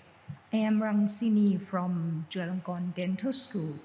And at the dental school, we try to develop the therapeutic mRNA for periodontal tissue regeneration in periodontitis patients. So we need a good scaffold for the N1-methylpseudouridine modified mRNA encoding growth factors in LNP, which kindly provided by Professor Drew and Dr. Norbert Pardee. So we're working on the animal model, a rat cavalier bone defect for bone regeneration. Would you like to share your information about scaffold and the LNP? At the dental school, we use the collagen scaffold, which everyone seems to use that kind of scaffold. Yeah, we really haven't done much work in that area. I do think there's a couple of things you're going to need to do. One is the retention of the lipid nanoparticle in the scaffold, and so the ways in which you can make it have affinity for that scaffold and then pay out over time. These are very doable things, I think, but you do need a combination of expertise on the polymer side or the scaffold side, in combination with the LNP. I mean, one of the ways to go with the LNP side is to make systems that have particular things on the outside, not necessarily charged, but things that will bind to agents that will bind to material on the scaffold. And so it's going to be quite specific to the particular scaffold you want to use. Say we really haven't done much work in that area, but I think it's entirely possible to do, and then have a slow payout of the LNP with the mRNA coding for whatever you want to do from a bone regeneration point of view. Right. So our LNP is a neutral charge, right? And the collagen, and we're trying to use a variety of scaffolds such as the silk fibrin or hydrogel or chitosan, Right. but we know very little about the properties of this scaffold. We would like to recruit all the bone cells or osteoblasts to come into the scaffold Right, and yeah. get transfected and Yeah. control release of the proteins, things like that. Yeah, yeah. As I say, I think it's very possible to do. But each one is going to be quite a specific. If you want to get the fibroblasts coming in, then reprogramming them into whatever. There are definitely efforts being made to do that. Yes. And I think we're going to see lots of making endothelial cells for bone, for wound repair and things like that. These are all going to be coming along quite quickly, I think. Right. Thank you very much. Yeah. Hello. Well, congratulations. It's really been an amazing journey. I have a practical question, but I'm not sure whether it's you or Professor Weissman who would be an appropriate person to respond to this. After we get Pfizer vaccine, especially young men like me, there are a higher chance, not high, but relatively high chance of getting myocarditis. And governmental agencies recommend that we should restrict our physical activity. Do you think that's rational, that's helpful, and should we do that? And why? Is it because I think Drew covered this with the statement that I don't know if you get COVID, the disease, you're 30 times higher chance, or whatever the number is, of developing myocarditis than if than from the vaccine. Is probably a bigger ratio than that. So I don't know, Drew, if you want to comment on this any further, but I think the message is that you're in much better shape to get the vaccine. The incidence of the myocarditis seems to be vanishingly small. Yeah, we are getting. I have got Pfizer. My son's got Pfizer. My question is, should we restrict our physical activity for a week after we get vaccines? Is that rational? Is that helpful? I don't know. I mean, I'm not a doctor, so I just don't know. Okay. Thank you. Yeah. Yeah, maybe you have to wait until Drew publish the reason why we're looking forward to that. I'd like to have, so could you touch on the thermostable, whether if you want to improve the stability of the mRNA with lipid nanoparticle, what the role of the lipid nanoparticle or formulation can improve stability of the mRNA in a higher temperature? Right. Yeah. I'm not really close to those studies. I mean, as I've said in other venues, a lot of the basic studies that were on stability studies, they didn't do those because they moved this drug into clinical trials very, very quickly, within 3 months, and didn't do couple of years of stability work to get adding various excipients. As I understand it, the -80 requirement came in because if they went to -20, the lipid nanoparticle froze very slowly, and there was some physical disruption to the LNP. That they didn't observe at the -80 storage condition. I think they're relaxing some of the requirements now and finding that they can store it for longer at a much more elevated temperature. But there's no intrinsic reason why we have to, well, certainly not for -80. I mean, I think in the end we're going to see refrigerator temperatures as being adequate for a year's stability. The LNP for sRNA for the Onpattro product, that has a year's stability in an aqueous form. Whether we can achieve that for the mRNA formulations, I don't know, but you know, I don't think there's any intrinsic reason why not. Well, we are right on time. Well, thank you very much, Professor Peter Collis. And I would like to invite Professor Kiet to give a Thai souvenir for Professor Peter. Thank you. And on behalf of the ChulaVRC, Faculty of Medicine, Chulalongkorn University, I would like to thank all the speakers and all the audience, both on site and online, for being with us all day. And I hope most of our young scientists and medical students get inspired by real story. And again, thank you very much, all the professors, for coming here and share with us your wisdom and real experience. Thank you very much. I think thanks again for everyone, and thanks for all your great speakers that spent the whole day with us. So we have another hour for internal discussion. So thank you very much, and hopefully we're going to have another forum next year, and hope all of you will join our forum once again. Thank you very much.